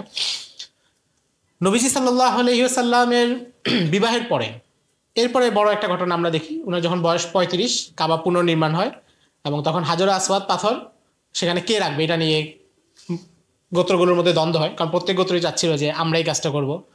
পরে তারা সিদ্ধান্ত নেয় যে আগামীকাল কাবার চত্বরে প্রথম যে আসবে সে কাজটা করবে। পরে দেখা গেল নবীজি সবার আগে প্রবেশ করেছেন। তো প্রবেশ করে নবীজি সবাইকে পরামর্শ দিলেন যে তোমরা একটা চাদর রাখো, চাদরে হাজর আসওয়াদ পাথর রাখো, এবার সব গোত্র থেকে একজন লিডার এসে পাথরটা ধরে নিয়ে আসো। তো এটা করে তারা কিন্তু সবাই তৃপ্তি পাইল যে আমরাই কাজটা করছি, আমরা যারা লিডার আমাদের গোত্র এটাতে শরীক ছিল, কারোর প্রতি কারো দ্বন্দ্ব হয়নি। কিন্তু সবশেষে যখন হাজর আসওয়াদের পাশে আসছে তখন নবীজি সেখান থেকে নিয়ে রেখে দিয়েছেন। অর্থাৎ স্থাপনের যে সম্মান এবং মর্যাদা সেটা নবীজি পেয়েছেন। আবার গোত্রগুলো সন্তুষ্ট হয়েছে, আল্লাহ রাব্বুল আলামিন কুদরতিভাবে এই ব্যবস্থা করেছেন। আচ্ছা, আমরা যখন সিরাত পড়ি আমরা কিন্তু একটা বিষয় খেয়াল করেছি কিনা, সিরাতের সবচেয়ে বেশি তথ্য আমাদের সামনে আছে কোন সময়টা নিয়ে? মদিনার জীবন নিয়ে। যত ঘটনা আমরা পড়ি বেশিরভাগ কিসের? যুদ্ধের ঘটনা, দূত আসতেছে, নবীজির বিভিন্ন হাদিস, এগুলো হচ্ছে মদিনার জীবনের। এরপরে কম তথ্য পাই মক্কার জীবনের নবুয়তি অংশে, অর্থাৎ 13 বছর, যেটা 40 বছর বয়স থেকে 53 বছর বয়স নবীজির এটা। আর এর চাইতে সবচেয়ে কম তথ্য পাই নবীজি প্রথম 40 বছর নিয়ে। কিন্তু সময়ের বিচারে কিন্তু উল্টোটা, সবচেয়ে বেশি সময় প্রথম 40 বছরে, সবচেয়ে কম তথ্য এখানে। এরপরে আরেকটু বেশি সময় হচ্ছে 13 বছরে, আরেকটু কিন্তু এখানে তথ্য কম আগের 10 বছরের তুলনায়। আর পরের 10 বছর সবচেয়ে কম সময় কিন্তু তথ্য সবচেয়ে বেশি। এটার অনেকগুলো কারণ আছে। কারণ একটা বড় কারণ হচ্ছে যে বড় বড় ইভেন্ট যেগুলো সেগুলো আসলে পরে ঘটছে। হিজরতের পরে ইসলামী শরিয়া বিস্তৃত হয়েছে, শরিয়ার বিভিন্ন বিধিবিধান অবতীর্ণ হয়েছে, বড় বড় জিহাদ গাজাওয়াত হয়েছে, আরবের বাইরে ইসলাম ছড়িয়ে পড়েছে, নবীজি নানা ধরনের হুকুম আহকাম এগুলো দিয়েছেন। আর এখানে তো প্রথম দিকে কিছুদিন ওহী আসা অবতীর্ণ বন্ধ ছিল, কিছুদিন দাওয়াতটা একটু, অনেকে গোপন দাওয়াত বলে, কিন্তু গোপন দাওয়াত শব্দটা একটু কেমন লাগে, এটাকে বিশেষায়িত দাওয়াত বলা যেতে পারে, যে শুধু বিশেষ ব্যক্তিদেরকে নির্বাচিত করে দাওয়াত। মানে গোপন দাওয়াত শব্দটা একটু নেতিবাচক গন্ধ লাগে আর কি। মানে ওই যে প্রথম দিকে 6ষ্ঠ হিজরি পর্যন্ত তো শুধু বিশেষ মানুষগুলোকে, একদম পরিচিত মানুষগুলোকে দাওয়াত দিতেন, প্রকাশ্যে মক্কার রাস্তায় দাওয়াত দেন নাই। হযরত ওমর রাদিয়াল্লাহু তাআলা এবং অন্যদের ইসলাম গ্রহণের পরে যেটা করা হয়েছে। তো কাজেই এগুলো সম্পর্কে তথ্য কম, যে যেখানে ঘটনা কম ঘটেছে। কিন্তু পাশাপাশি এটাও বোঝা যায় যে আসলে একটা জিনিস, একটা গাছের শিকড় যেখান থেকে তৈরি হয় সেটা অনেক সময় চোখের সামনে নাও আসতে পারে। মক্কার 13 বছরে যে পটভূমি নির্মাণ হচ্ছে সেটাকে কাফেররা তো তখন ওইভাবে কিছু মনেই করেনি, তারা তো মনে করছে এখানে মিটাই দিবে, হত্যা করে ফেলবে। কিন্তু এই যে শিকড়টা আল্লাহ রাব্বুল আলামিন তৈরি করছেন, যেটা কিয়ামত পর্যন্ত চালু রাখবেন, যে এই ধারাটা, সেটা ওই সময়ে তৈরি হচ্ছে। এবং আমরা বলতে পারি নবীজির নবুয়তের যেই প্রেক্ষাপট, সেটার শিকড় নির্মাণ করা হয়েছে আগের 40 বছরে। এটা কীভাবে বুঝি? নবী যখন নবুয়ত পেলেন, আমাদের আসলে খুবই সময় কম, দ্রুত যাচ্ছি। তো 35 বছর বয়সে ঘটনা বললাম, 40 বছর বয়সে নবীজি নবুয়ত পেলেন, ওহি আসলো। ওহি আসার আগে কিছুদিন হয়েছে যে বুখারীতে যেটা আছে, হুব্বিবা ইলাইহিল খলা, তার কাছে একাকিত্ব, একা একা থাকা, নীরবে থাকা, এটা নবীজির কাছে প্রিয় হয়ে গেল। নবীজি হীরা গুহায় চলে যেতেন, সেখানে অনেক সময় থাকতেন। আবার অনেক সময় বিভিন্ন স্বপ্নে দেখতেন যে গাছ এবং পাথর তাকে সালাম করছে, এগুলো দেখতেন। বিভিন্ন আলামতের মাধ্যমে আল্লাহ রাব্বুল আলামিন মানসিকভাবে তৈরি করছিলেন। হীরা গুহাতে তিনি সেখানে থাকতেন, কয়েকদিন থেকে আবার চলে আসতেন। উম্মুল মুমিনিন খাদিজাতুল কুবরা রাদিয়াল্লাহু তাআলা আনহা খাবার নিয়ে যেতেন। তো নবীজি সেখানে থাকা অবস্থায় জিবরাইল আলাইহিস সালাম আসলেন, এবং এরপরে ঘটনা আপনারা জানেন, ইকরা, উনি বললেন যে মা নবী কারিন, আমি পড়তে পারি না। নবী 3 বার বলার পরে জিবরাইল আলাইহিস সালাম বুকের সাথে লাগিয়ে চাপ দিলেন, এবং এরপরে নবীজি পড়লেন। এরপর যখন তিনি ঘরে আসলেন, ঘরে আসার পরে নবীজি তখন খুবই আতঙ্কিত, একদম বুখারীর শুরুতেই আছে হাদিসটা, 2 নম্বর বা 3 নম্বর হাদিসেই। তিনি এসে খাদিজাতুল কুবরা রাদিয়াল্লাহু তাআলা আনহাকে কি বললেন জাম্মিলুনি লাকাদ খাশিতু আলা নাফসি, আমার ভয় করছে, আমাকে কম্বল দিয়ে ঢেকে দাও, আমি নিজের জীবন নিয়ে ভয় পাচ্ছি।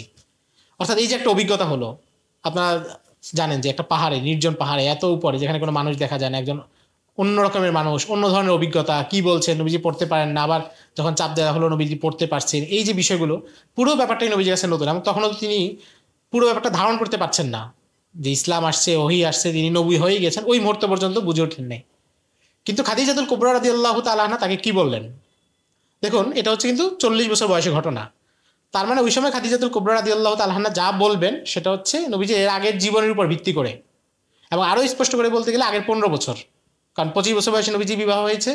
ওই 15 বছরের দাম্পত্য জীবনে খাদিজাতুল কুবরা রাদিয়াল্লাহু তাআলা আনহার যে অভিজ্ঞতা হয়েছে সেটাই তো তিনি বলবেন। তিনি কি বলছেন? কাল্লা মা ইউখজিক আল্লাহু আবাদা, কখনো না, আল্লাহ কখনো আপনাকে লাঞ্ছিত করবেন না। ইন্নাকা লা তাসিলুর রাহিম, আপনি আত্মীয়তার সম্পর্ক রক্ষা করেন। ওয়া তাহমিলুল কাল্লা, মানুষের ভার বহন করেন। ওয়া তাকরিজ জুয়ুফ, মেহমানদেরকে মেহমানদারি করেন। ওয়া তুআইনু আলা নাওয়াইবিল হক, কেউ যদি কোনো বিষয়ে হক পায়, অধিকার পায়, সেটা পাওয়ার ক্ষেত্রে সাহায্য করেন। তাহলে এই বৈশিষ্ট্যগুলো কি নবীজি নবী হওয়ার আগে, হওয়ার পরে না আগের? আগের। তার মানে হচ্ছে নবীজির এই যে প্রত্যেকটা বৈশিষ্ট্য উম্মুল মুমিনের কাছে প্রথম থেকে স্পষ্ট যে আপনি একজন বিশেষ মানুষ। এবং এই জন্য পরে তিনি যখন তার চাচাতো ভাই ওরাকা ইবনে নওফেলের কাছে নিয়ে গেলেন নবীজিকে, ওরাকা ইবনে নওফেল নবীজির ঘটনা এবং অভিজ্ঞতা শুনে বলল, উনি ছিলেন আসমানি কিতাবের অভিজ্ঞ, খ্রিস্টান ছিলেন, কিন্তু বিকৃত মতবাদের না, তিনি বিশুদ্ধটাই পালন করার চেষ্টা করতেন। উনি তখন খাদিজাতুল কুবরা রাদিয়াল্লাহু তাআলা আনহাকে বলছেন যে আমি দেখছি যে অচিরেই তাকে, এই শহরবাসী তাকে এখান থেকে বের করে দিবে, আমি যদি তখন থাকি তাকে সাহায্য করব। তো এই যে নবীজির নবুয়তের যে প্রেক্ষাপট, সেটা আল্লাহ রাব্বুল আলামিন তৈরি করছেন কোথায়? পেছনের 40 বছরে। মানুষ বুঝতে পারতেছে না, মানুষ বুঝতেছে যে একজন ব্যতিক্রম মানুষ, যার আখলাক ভালো, যাকে আমরা আলামিন বলি, সত্যবাদী বলি। এবং কেমন সত্যবাদী বলে? নবীজি যখন সাফা পাহাড়ে উঠলেন দাওয়াত দেওয়ার জন্য, প্রথম প্রকাশ্য দাওয়াত, এর আগে তিনি বিক্ষিপ্তভাবে আলী রাদিয়াল্লাহু তাআলা আনহুকে, আবু বকর রাদিয়াল্লাহু তাআলা আনহু এবং ওনার ঘরে ওনাদেরকে দাওয়াত দিয়েছেন, তারা ইসলাম গ্রহণ করেছেন, কিন্তু ব্যাপকভাবে দাওয়াত তখনও দেন নাই। প্রথম প্রকাশ্য দাওয়াত নবীজি তখন সেখানে কি বললেন? আরাইতাকুম লাউ আখবারতুকুম আন্না খাইলান বিল ওয়াদি তুরিদু আন তুগীরা আলাইকুম হাল কুনতুম মুসাদ্দিকিয়া, আমি যদি তোমাদেরকে বলি যে এই পাহাড়ের পেছনে একটা সেনাবাহিনী লুকায়িত আছে, যে কোনো মুহূর্তে তোমাদের উপর হামলা করবে, তোমরা কি আমার কথা সত্য মনে করবে? সাথে সাথে তারা কি বলছে? নাম মা জাররাবনা আলাইকা ইল্লা সিদকা, আমরা আপনাকে বহুবার পরীক্ষা করছি, কিন্তু প্রত্যেকবারে আপনাকে সত্যবাদী পেয়েছি, এই বিশ্বাস। এরপর নবীজি বললেন যে তোমরা ইসলাম আনো, ঈমান আনো, তাহলে পুরো জগৎ তোমাদের হয়ে যাবে। তখন আবু লাহাব নবীজির উপর পাথর নিক্ষেপ করে বলল যে এই বেহুদা কথা বলার জন্য আমাদেরকে এখানে ডাকছো।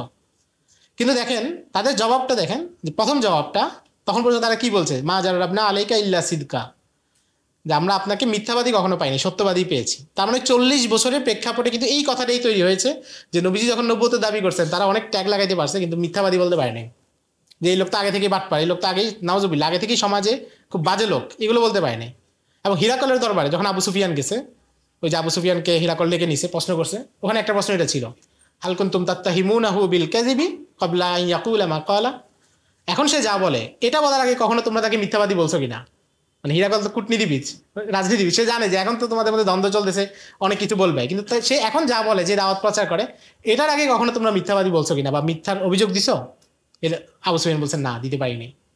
অর্থাৎ নবীজিকে আল্লাহ রাব্বুল আলামিন ওই বিশেষ জায়গা থেকে তৈরি করেছেন, এই জন্য নবীজিকে তারা অন্য কথা বলতে পারছে কিন্তু এগুলো বলতে পারেনি, চারিত্রিক অসততার কোনো আরোপ তারা করতে পারেনি, কারণ এটা কোনো সুযোগ নেই, সবার কাছে স্পষ্ট ছিল তিনি সমাজেই বেড়ে উঠেছেন, এই সমাজের মাধ্যমেই তিনি তৈরি হয়েছেন। আমাদের সময় একদম শেষের দিকে, আমি আর অল্প কয়েক মিনিটে বাকি সময় করতেছি। হিজরতের হিজরত পর্যন্ত আসলে আমরা হিজরতের সময়টা না হলে একটু আমাদের পরের মজলিসে করবো, আর আমি ক্ষমা চাই সবার কাছে ইনশাল্লাহ, এরপর থেকে কথা একটু সংক্ষিপ্ত করে বলবো ইনশাল্লাহ, আশা করি আর সমস্যা হবে না। এখানে সংক্ষেপে দুই একটা কথা বলি। নবীজি দাওয়াতের যে পন্থা ছিল, প্রথমে নবীজি বিশেষায়িত দাওয়াত দিয়েছেন। আমি যেটাকে গোপন দাওয়াত হিসেবে অনেক জায়গায় লেখে, কিন্তু আসলে না বলা সুন্দর, কেমন যেন একটু অসুন্দর লাগে। বিশেষায়িত দাওয়াত, যাকে তিনি বিশিষ্ট মনে করেছেন, যাকে তিনি মনে করেছেন যে সে হিদায়াত গ্রহণ করতে পারে, তার মধ্যে ওই মানসিকতা আছে, তাদেরকে দাওয়াত দিয়েছেন। তো ইনাদের মধ্যে প্রায় 30-40 জন সাহাবী ইসলাম গ্রহণ করেছেন, এবং আপনারা জানেন যে সাহাবীদের উপর নির্যাতন চালানো হয়েছে কারো কারো ইসলাম যখন প্রকাশ হয়ে গিয়েছে। হযরত বেলালের উপর কি নির্যাতন চালানো হয়েছে, আম্মার ইবনে ইয়াসিরের উপর, হযরত সুমাইয়া রাদিয়াল্লাহু তাআলা আনহার উপর, হযরত খাব্বাবের উপর প্রচণ্ড নির্যাতন চালানো হয়েছে। আচ্ছা, মানে এই জায়গাগুলো চিন্তা করলে খুব অবাক লাগে যে তাদের উপর যখন নির্যাতন চালানো হচ্ছে, তখন মক্কায় মুসলমানদের সংখ্যা কত? 40 জনের নিচে। হযরত ওমর রাদিয়াল্লাহু তাআলা ইসলাম গ্রহণের আগ পর্যন্ত 40 জনের নিচে। এই অল্প কিছু মানুষ, এবং ভবিষ্যতে তারা কোনো রাজত্ব জয় করবেন, কোনো সমাজ নেতৃত্ব দিবেন, এটার তো কোনো দূরবর্তী সম্ভাবনাও ছিল না সেখানে। ভবিষ্যতে এই মুসলমানরা সমৃদ্ধ হবেন, বড়লোক হবেন, গনিমতের মাল তাদের হাতে আসবে, পারস্যের সম্রাটের রাজমুকুট মদিনায় তাদের সামনে রাখা হবে, সম্পদ স্তূপ আকারে এত বেশি সম্পদ হবে যে এক পাশে দাঁড়ালে আরেক পাশে দেখা যাবে না, এগুলোর কোনো সম্ভাবনা তখন ছিল না। কিন্তু তবু তারা ওই জায়গায় আঁকড়ে ছিলেন। হযরত বেলালকে বারবার নির্যাতন করা হচ্ছিল, এক মরুভূমির উত্তপ্ত পাথরে, উত্তপ্ত বালুতে তাকে শুয়ে রাখা হয়েছিল, কখনো গলায় রশি লাগিয়ে টেনে হিচড়ে নিয়ে যাওয়া হচ্ছিল, প্রহার করা হচ্ছিল। হযরত খাব্বাবের তো শরীর থেকে চর্বি গলে পড়তেছিল, হযরত সুমাইয়াকে বর্ষা নিক্ষেপ করে আবু জাহেল হত্যাই করে। কিন্তু এই ঘটনাগুলোর মধ্যেও হযরত বেলাল কি বলতেছেন? আহাদ আহাদ। তাকে বলা হচ্ছে যে তুমি ইসলাম ত্যাগ করো, বাকি সব পাবা, নিরাপত্তা পাবা, সব পাবা। কিন্তু তারা এটা ত্যাগ করতে রাজিই ছিলেন না। কারণ হচ্ছে তাদের অন্তরে নবীজির দাওয়াত এবং দ্বীনটাকে তারা ওইভাবে গ্রহণ করতে পেরেছিলেন। তাদের কাছে এই মাকসাদ ছিলই না যে এটা ভবিষ্যতে বিজয়ী হবে কি হবে না, রাজত্ব পাওয়া যাবে কি যাবে না, কোনো পদ পদবি পাবো কি পাবো না, এটা তাদের ওই মুহূর্তে কোনো তাদের চিন্তাই ছিল না। তাদের চিন্তা ছিল যেটা, যে আমার নিজের ইহলৌকিক এবং পারলৌকিক উভয় দিকের নাজাতের জন্য এই দিন জরুরি। দিন গ্রহণের পরে, দিনের উপর আমি থাকার পরে কি কি বাহ্যিক পার্থিব উন্নতি হবে না হবে, সেটার চাইতে আমার নিজের নাজাতের জন্য এটা জরুরি। এই উপলব্ধিটা তাদের মনে গভীরভাবে ছিল। কিন্তু আমাদের কাছে আজকে এই উপলব্ধিটার অভাব। তারা যে উপলব্ধিতে ছিলেন, চিন্তা করুন, তখন তো এটা কোনো আশাই ছিল না যে একদিন তারা মদিনায় হিজরত করবেন সেখানে। এবং হযরত ওমরের ঘটনা আপনারা দেখেন, ইসলাম গ্রহণের আগে যখন তাকে দুই ইহুদি বলছিল যে তুমি তো এক সময় খলিফা হবে এবং আমাদেরকে এখান থেকে বের করে দিবে, কাজে একটা চুক্তি লিখে দাও যে তুমি খলিফা হওয়ার, শাসক হওয়ার পরে আমাদেরকে মদিনাতে, আরব থেকে বের করবে না। হযরত ওমর তো হাসছেন এবং কি বলছেন, যারা আমি তো হলাম এমন লোক যে বকরির পাল নিয়ে যখন যাই ফিরার সময় গুনতে ভুল করি, আর তুমি আমার ব্যাপারে এগুলো বলছো। ইসলাম যদি গ্রহণ না আসতো তাহলে তো এগুলো কোনো সম্ভাবনাই ছিল না। এবং পাশাপাশি এটাও আমরা বুঝি যে আরবের ওই সমাজে যারা ছিলেন তারা অনেকেই গুরুত্বপূর্ণ ছিলেন, তারা মেধাবী ছিলেন, কিন্তু ইসলাম গ্রহণ না করলে, দ্বীনের উপর না আসলে হযরত ওমর ইবনুল খাত্তাব আরবের একজন সাধারণ বীরযোদ্ধা হিসেবে থাকতেন। আমাদের যেমন বিভিন্ন অঞ্চলে যে আঞ্চলিকভাবে কোনো একজন লোক বিখ্যাত হইতেই পারে, সে তার গ্রামের সবচেয়ে বড় ইংরেজি শিক্ষক, কিন্তু রাজধানীতে আসলে কি তার খুব বেশি গুরুত্ব আছে? নাই। মানে একজন গ্রামে খুব ভালো খেলে, কিন্তু সে জাতীয় দলে জীবন আসতে পারবে না। এরকম খালিদ ইবনুল ওয়ালিদ ইসলাম গ্রহণ করার আগ পর্যন্ত তাকে কে চিনত? তিনি আরবের গোত্রীয় যুদ্ধের একজন যোদ্ধা।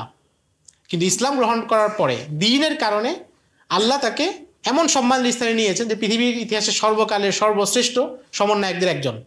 যারাই বিখ্যাত হয়েছেন তারা কাদের সাথে লড়াই করেছেন? রোমানদের সাথে, পারসিকদের সাথে, যেটা আগে তারা নিজেরাই কল্পনা করতে রাজি ছিলেন না। সাদ ইবনে আবি ওয়াক্কাস, আবু উবাইদা ইবনুল জাররাহ, তারা কি কখনো কল্পনা করেছেন যে তারা একসময় রোমান সম্রাটের বিরুদ্ধে লড়বেন?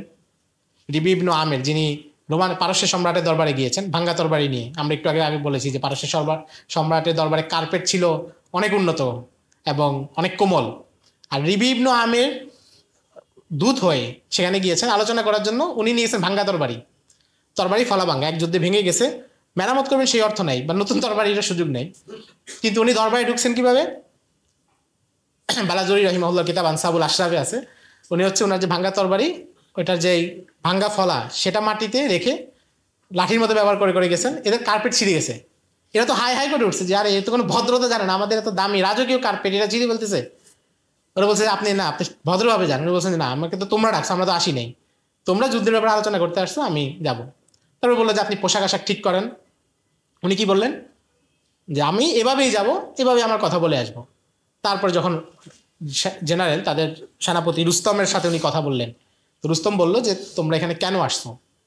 এরপর উনি যে জবাবটা দিয়েছেন, এটা থেকে আমরা সাহাবায়ে কেরামের ওই উপলব্ধিটা বুঝতে পারি যেটা তাদেরকে মানসিক শক্তি দিয়েছে এবং যেটা তাদেরকে তাদের দায়িত্ব কর্তব্য সবকিছু সম্পর্কে সচেতন করেছে। উনি বললেন যে আল্লাহু তাআলা লিনুখরিজা মান শাআ মিন ইবাদাতিল ইবাদ ইলা ইবাদাতিল্লাহি ওয়াহদা ওয়া মিন যিকিদ দুনিয়া ইলা সিয়াতিহা ওয়া মিন জাওরিল আদিয়ান ইলা আদিলিল ইসলাম। আল্লাহ আমাদেরকে পাঠাইছেন মানুষকে মানুষের দাসত্ব থেকে মুক্ত করে, অর্থাৎ তোমাদের এখানে মানুষ রাজাদের গোলাম, শাসকের গোলাম, কিসরার গোলাম, সেই দাসত্ব থেকে মুক্ত করে মানুষকে আব্দুল্লাহ, আল্লাহর বান্দা হিসেবে বানানোর জন্য আমরা আসছি। এবং এরপরে কি বলতেছেন, ওয়ামিন যিকিদ দুনিয়া ইলা সাআতিহা, যে মানুষকে দুনিয়ার জীবনের সংকীর্ণতা থেকে মুক্তি দিয়ে দুনিয়ার জীবনের প্রশস্ততার দিকে নিতে। উনি কিন্তু এটা বলেন নাই যে দুনিয়ার জীবনের সংকীর্ণতা থেকে নিয়ে আখিরাতের প্রশস্ততার দিকে নিব, বাহ্যিকভাবে সেটাই সুন্দর হতো, কারণ প্রশস্ত তো আখিরাত। কিন্তু উনি এটা বলছেন যে না, দুনিয়ার সব প্রশস্ততার দিকেই নিব, কারণ দিন যখন মানুষ পালন করে তখন তার জন্য দুনিয়াটাই প্রশস্ত হয়ে যায়। যে দিন পালন করেন, ওই যে ইকবাল বলছেন যে যে তুমি এমন এক সেজদা দিচ্ছ, এই সেজদা তোমাকে হাজার সেজদা থেকে রক্ষা করতেছে। যে উপলব্ধির সাথে সেজদা দেয় তাকে আর পৃথিবীর কোনো মতবাদের সামনে সেজদা দিতে হয় না, তাকে আর পৃথিবীর নিজের রিজিকের জন্য সে কোনো মানুষের উপর নির্ভর করতে হয় না। আকীদা বিশ্বাসের জায়গা থেকে সে কখনো এটা মনে করে না যে আমার রিজিক, আমার নিরাপত্তা, আমার জীবিকা, আমার সব কিছু অমুকের উপর নির্ভরশীল, আমার এই কোম্পানির উপর নির্ভরশীল, আমাদের এই শাসকের উপর নির্ভরশীল। এই বিশ্বাস থেকে সে মুক্তি পেয়ে যায়। তার মানে একিনের সাথে এবং বিশুদ্ধতার সাথে একটা সিজদা দেওয়া মানুষ হাজার সিজদা থেকে রক্ষা পায়। আর যে ব্যক্তি দিনের জন্য এক সিজদা দিতে পারে না, সে তার অফিসের বসকে হাজার সিজদা দিতে হবে, তার রাজনৈতিক নেতাকে তার হাজার সিজদা দিতে হবে। সিজদা বলতে ওই অর্থে। এটা হচ্ছে সাহাবায়ে কেরামের উপলব্ধি, তারা দিনকে ওই জায়গা থেকে বুঝেছিলেন এবং তারা এটা বুঝতেন যে আমাদের সম্মান, আমাদের ইজ্জত, আত্মপরিচয়, আমাদের মর্যাদা সব কিছু দিনের মধ্যেই আছে, অন্য কোনো কিছুতে না। আমরা তো মনে করি প্রাসঙ্গিক অনেক কিছু, আমরা মনে করি যে আমরা যদি বাহ্যিকভাবে আমাদের টাকা পয়সা হয়, আমাদের টেকনোলজি আসে, আমাদের লোক শুধু বিজ্ঞানী হয়, তাহলে আমরা দুনিয়া জয় করবো। কিন্তু আমাদের লোক বিজ্ঞানী হয় নাসায় গিয়ে চাকরি করতেছে, মুসলিম বিজ্ঞানী আমেরিকায় গিয়ে চাকরি করে তাদের সেবা দিচ্ছে। অথচ যখন মুসলমানদের হাতে খেলাফত ছিল আব্বাসী আমলে, উমাইয়া আমলে, খ্রিস্টান চিকিৎসকরা এসে তাদের দরবারে চাকরি করতো। খলিফা হারুন রশিদে যারা ব্যক্তিগত চিকিৎসক ছিলেন, জিব্রিল বিন বখতিসুই, খ্রিস্টান, চাকরি করতে আসতেছে। তো এগুলো ভালো, প্রযুক্তি শিখা, টেকনোলজি, কিন্তু এটা মূল না। মূল হচ্ছে আমাদের দিন। হযরত ওমর, শেষ কথা বলি, হযরত ওমর রাদিয়াল্লাহু তাআলা আনহু যখন বাইতুল মাকদিস জয় করেন বলতে তারা বলল যে অবরোধ করার পরে তারা বললো যে তোমাদের খলিফা যদি আসে আমরা শহরের চাবি তার কাছে তুলে দিব, সন্ধি করবো। আবু উবাইদা ইবনুল জাররাহ রাদিয়াল্লাহু তাআলা আনহু চিঠি লিখলেন, বলেন যে খলিফা আপনি আসেন। আল মুস্তাদরাক আলা সাহিহাইনি হাদিসে এসেছে। তো ওমর রাদিয়াল্লাহু তাআলা আনহু রওনা হলেন, একটা জামা, এবং আপনারা জানেন যে একজন গোলাম এবং ওটের পিঠে উনি চললেন। তো জাবিয়া নামে একটা গ্রাম ফিলিস্তিনে, বাইতুল মাকদিস থেকে একটু দূরে, সেখানে এসে তিনি যাত্রা বিরতি করলেন। মদিনা থেকে এসেছেন এবং তখন তো ওটের উপরে বসে আসতে হইতো, আমাদের মতো প্রাইভেট কারে না, ধুলা বালি, গরম, ঘাম, জামা কাপড় একদম নোংরা হয়ে গিয়েছে। উনি এসে গোসল করলেন, জামাটা ধুয়ে দিলেন। আর ওখানে একজন লোক ছিল, তার একটা দামি চাদর ছিল, ওইটা উনি গায়ে জড়াই দিয়ে বসলেন, সাহাবীদের সাথে কথা বলতেছেন। ওখানে খালিদ ইবনুল ওয়ালিদ উপস্থিত, মুআবিয়া রাদিয়াল্লাহু তাআলা উপস্থিত। মানে আসলে এনাদের নাম নিলে তো গা গরম হয়ে যায়। ইসলামের এই জেনারেলদের, মানে যারা আমাদের এই জন্য ফুতুহুস শামটা পড়া দরকার। মুসলমানদের যে দুইটা অভিযান, রোমানদের বিরুদ্ধে এবং পারসিকদের বিরুদ্ধে, এগুলো বিস্তারিত পড়া দরকার। কারণ এখানে গৌরবের এমন উপাদান বিদ্যমান যেটা তুর্কি সিরিয়ালে নাই, বাস্তবতা। বারা ইবনু আযব আল আনসারী আল মা রাদিয়াল্লাহু তাআলা যেই আনহুর, আবু দুজানার যেই বীরত্ব, এগুলো আসলে পড়া দরকার। যাক, তো তখন একটু পরে জামা শুকিয়ে গেল, ওমর রাদিয়াল্লাহু তাআলা জামাটা আবার পরতে গেলেন, কিন্তু সেটা ছিল তালি দেওয়া। তো আবু উবাইদা ইবনুল জাররাহ বললেন যে খলিফা আপনি তাদের সাথে চুক্তি করতে যাবেন, তারা আপনাকে খলিফা হিসাবে ট্রিট করবে, আপনি ওই জামাটা না পরে এখন যেটা গায়ে আছে এই চাদরটা পরে যায়, এটা খুব দামি। তো ওমর রাদিয়াল্লাহু তাআলা বলেন যেটা কেন? বলেন যে তাইলে আপনার মানে শ্রেষ্ঠত্ব বা মর্যাদাটা ঠিক থাকবে। দেখুন ওমর রাদিয়াল্লাহু তাআলা তখন কি বললেন, উনি বললেন যে ইন্না কুন্না আযাল্লা কওমিন ফাআজ্জানাল্লাহু বিল ইসলাম, আমরা ছিলাম দুনিয়ার একটা লাঞ্ছিত জাতি, আল্লাহ আমাদেরকে ইসলামের মাধ্যমে সম্মানিত করেছেন। ফামাহমা নাতুলুবুল ইজ্জাতা বিগাইরি মা আযানাল্লাহু বিহি আযাল্লানাল্লাহ, আমরা যদি ইসলাম ব্যতীত অন্য কিছুতে সম্মান তালাশ করি, আল্লাহ আবার আমাদেরকে লাঞ্ছিত করে দিবেন। এবং মুসলিম উম্মার যদি আমরা বিপর্যয়ের কারণ দেখি, দেখবো হযরত ওমরের শেষ কথায় আমরা এখন আমাদের সম্মান মর্যাদা সব কিছুতেই খুঁজে পাই ইসলাম ছাড়া। দিনদারিতার মধ্যেই আমাদের সম্মান মর্যাদা সব কিছু নিহিত, এটা আমরা জোরের সাথে বলতে পারি না, কিন্তু আমরা অন্য সব কিছু বলতে পারি। যে আমাদের টেকনোলজি হলে, আমাদের পার্থিব উন্নতি হলে, আমাদের হাতে প্রচুর টাকা আসলে বাকিগুলো হয়ে যাবে। কিন্তু যে শুধু ব্যাপকভাবে দিনদারিতা চর্চা এবং দিন পালনের মধ্যেই যে আমাদের সম্মান নিহিত, এটা আমরা বলতে পারি না। এটাই হযরত ওমর রাদিয়াল্লাহু তাআলা আনহু 1400 বছর আগে ভবিষ্যৎবাণী করেছেন, ফামাহমানাতুল ইজ্জাতা বিগাইরি মা আযানাল্লাহু বিহি আযাল্লানাল্লাহ। আল্লাহ যেটা দ্বারা সম্মানিত করেছেন সেটা ত্যাগ করলে আবার লাঞ্ছিত হয়ে যাবে। এই যে হযরত ওমর রাদিয়াল্লাহু তাআলা আনহুর কথা, এটাই প্রথম যুগের সাহাবীর অন্তরে লালন করতেন। এবং তারা জানতেন যে এখন আমরা মাটিতে পড়ে থাকতে পারি, বাহ্যিকভাবে আমাদের ঘাড়ে কোনো কাফের পা দিয়ে আমাদেরকে লাথি দিচ্ছে, কিন্তু এটা আমাদের জন্য অসম্মান না, এটা আমাদের জন্য এখনও সম্মান, এবং আমরা অচিরে আবার সম্মানিত হব। কিন্তু যদি ইসলাম ছেড়ে দেই তাহলে আল্লাহ আমাদেরকে লাঞ্ছিত করে দিবেন। এটা ছিল নবীজির দাওয়াতি যুগে সেই সময় সাহাবায়ে কেরামের মানসিকতা। আমরা অনেক রাত হয়ে গেছে, আপনাদের অনেক শুকরিয়া, আপনারা এত লম্বা সময় ধৈর্য ধরে কথাবার্তাগুলো শুনেছেন। ইনশাআল্লাহ আমরা আজকে আসলে সব কথা শেষ করতে পারিনি, হিজরতের অংশটা রয়ে গিয়েছে। হিজরত এবং মদিনায় মুসলমানদের যে শাসন ব্যবস্থা, নবীজি মদিনায় গিয়ে সমাজটাকে কিভাবে গঠন করলেন, সেখানে প্রশাসনিক ব্যবস্থা কী ছিল, এগুলো নিয়ে আমরা কথা বলবো ইনশাআল্লাহ আগামী মজলিসে। এবং আমরা আবার সবার কাছে দোয়া চাই, আল্লাহ রাব্বুল আলামিন যেন আমাদেরকে সুস্থতার সাথে এবং সকল প্রকার বিভ্রান্তি এবং গুমরাহি থেকে হেফাজত করে শুদ্ধ কথাগুলো এবং বিশুদ্ধ সিরাতের আলোচনাগুলো করার তৌফিক দান করেন, সবাইকে সুস্থ রাখেন, এবং আল্লাহ রাব্বুল আলামিন এই মজলিসকে যেন বরকতময় করেন। আসসালামু আলাইকুম ওয়া রাহমাতুল্লাহ।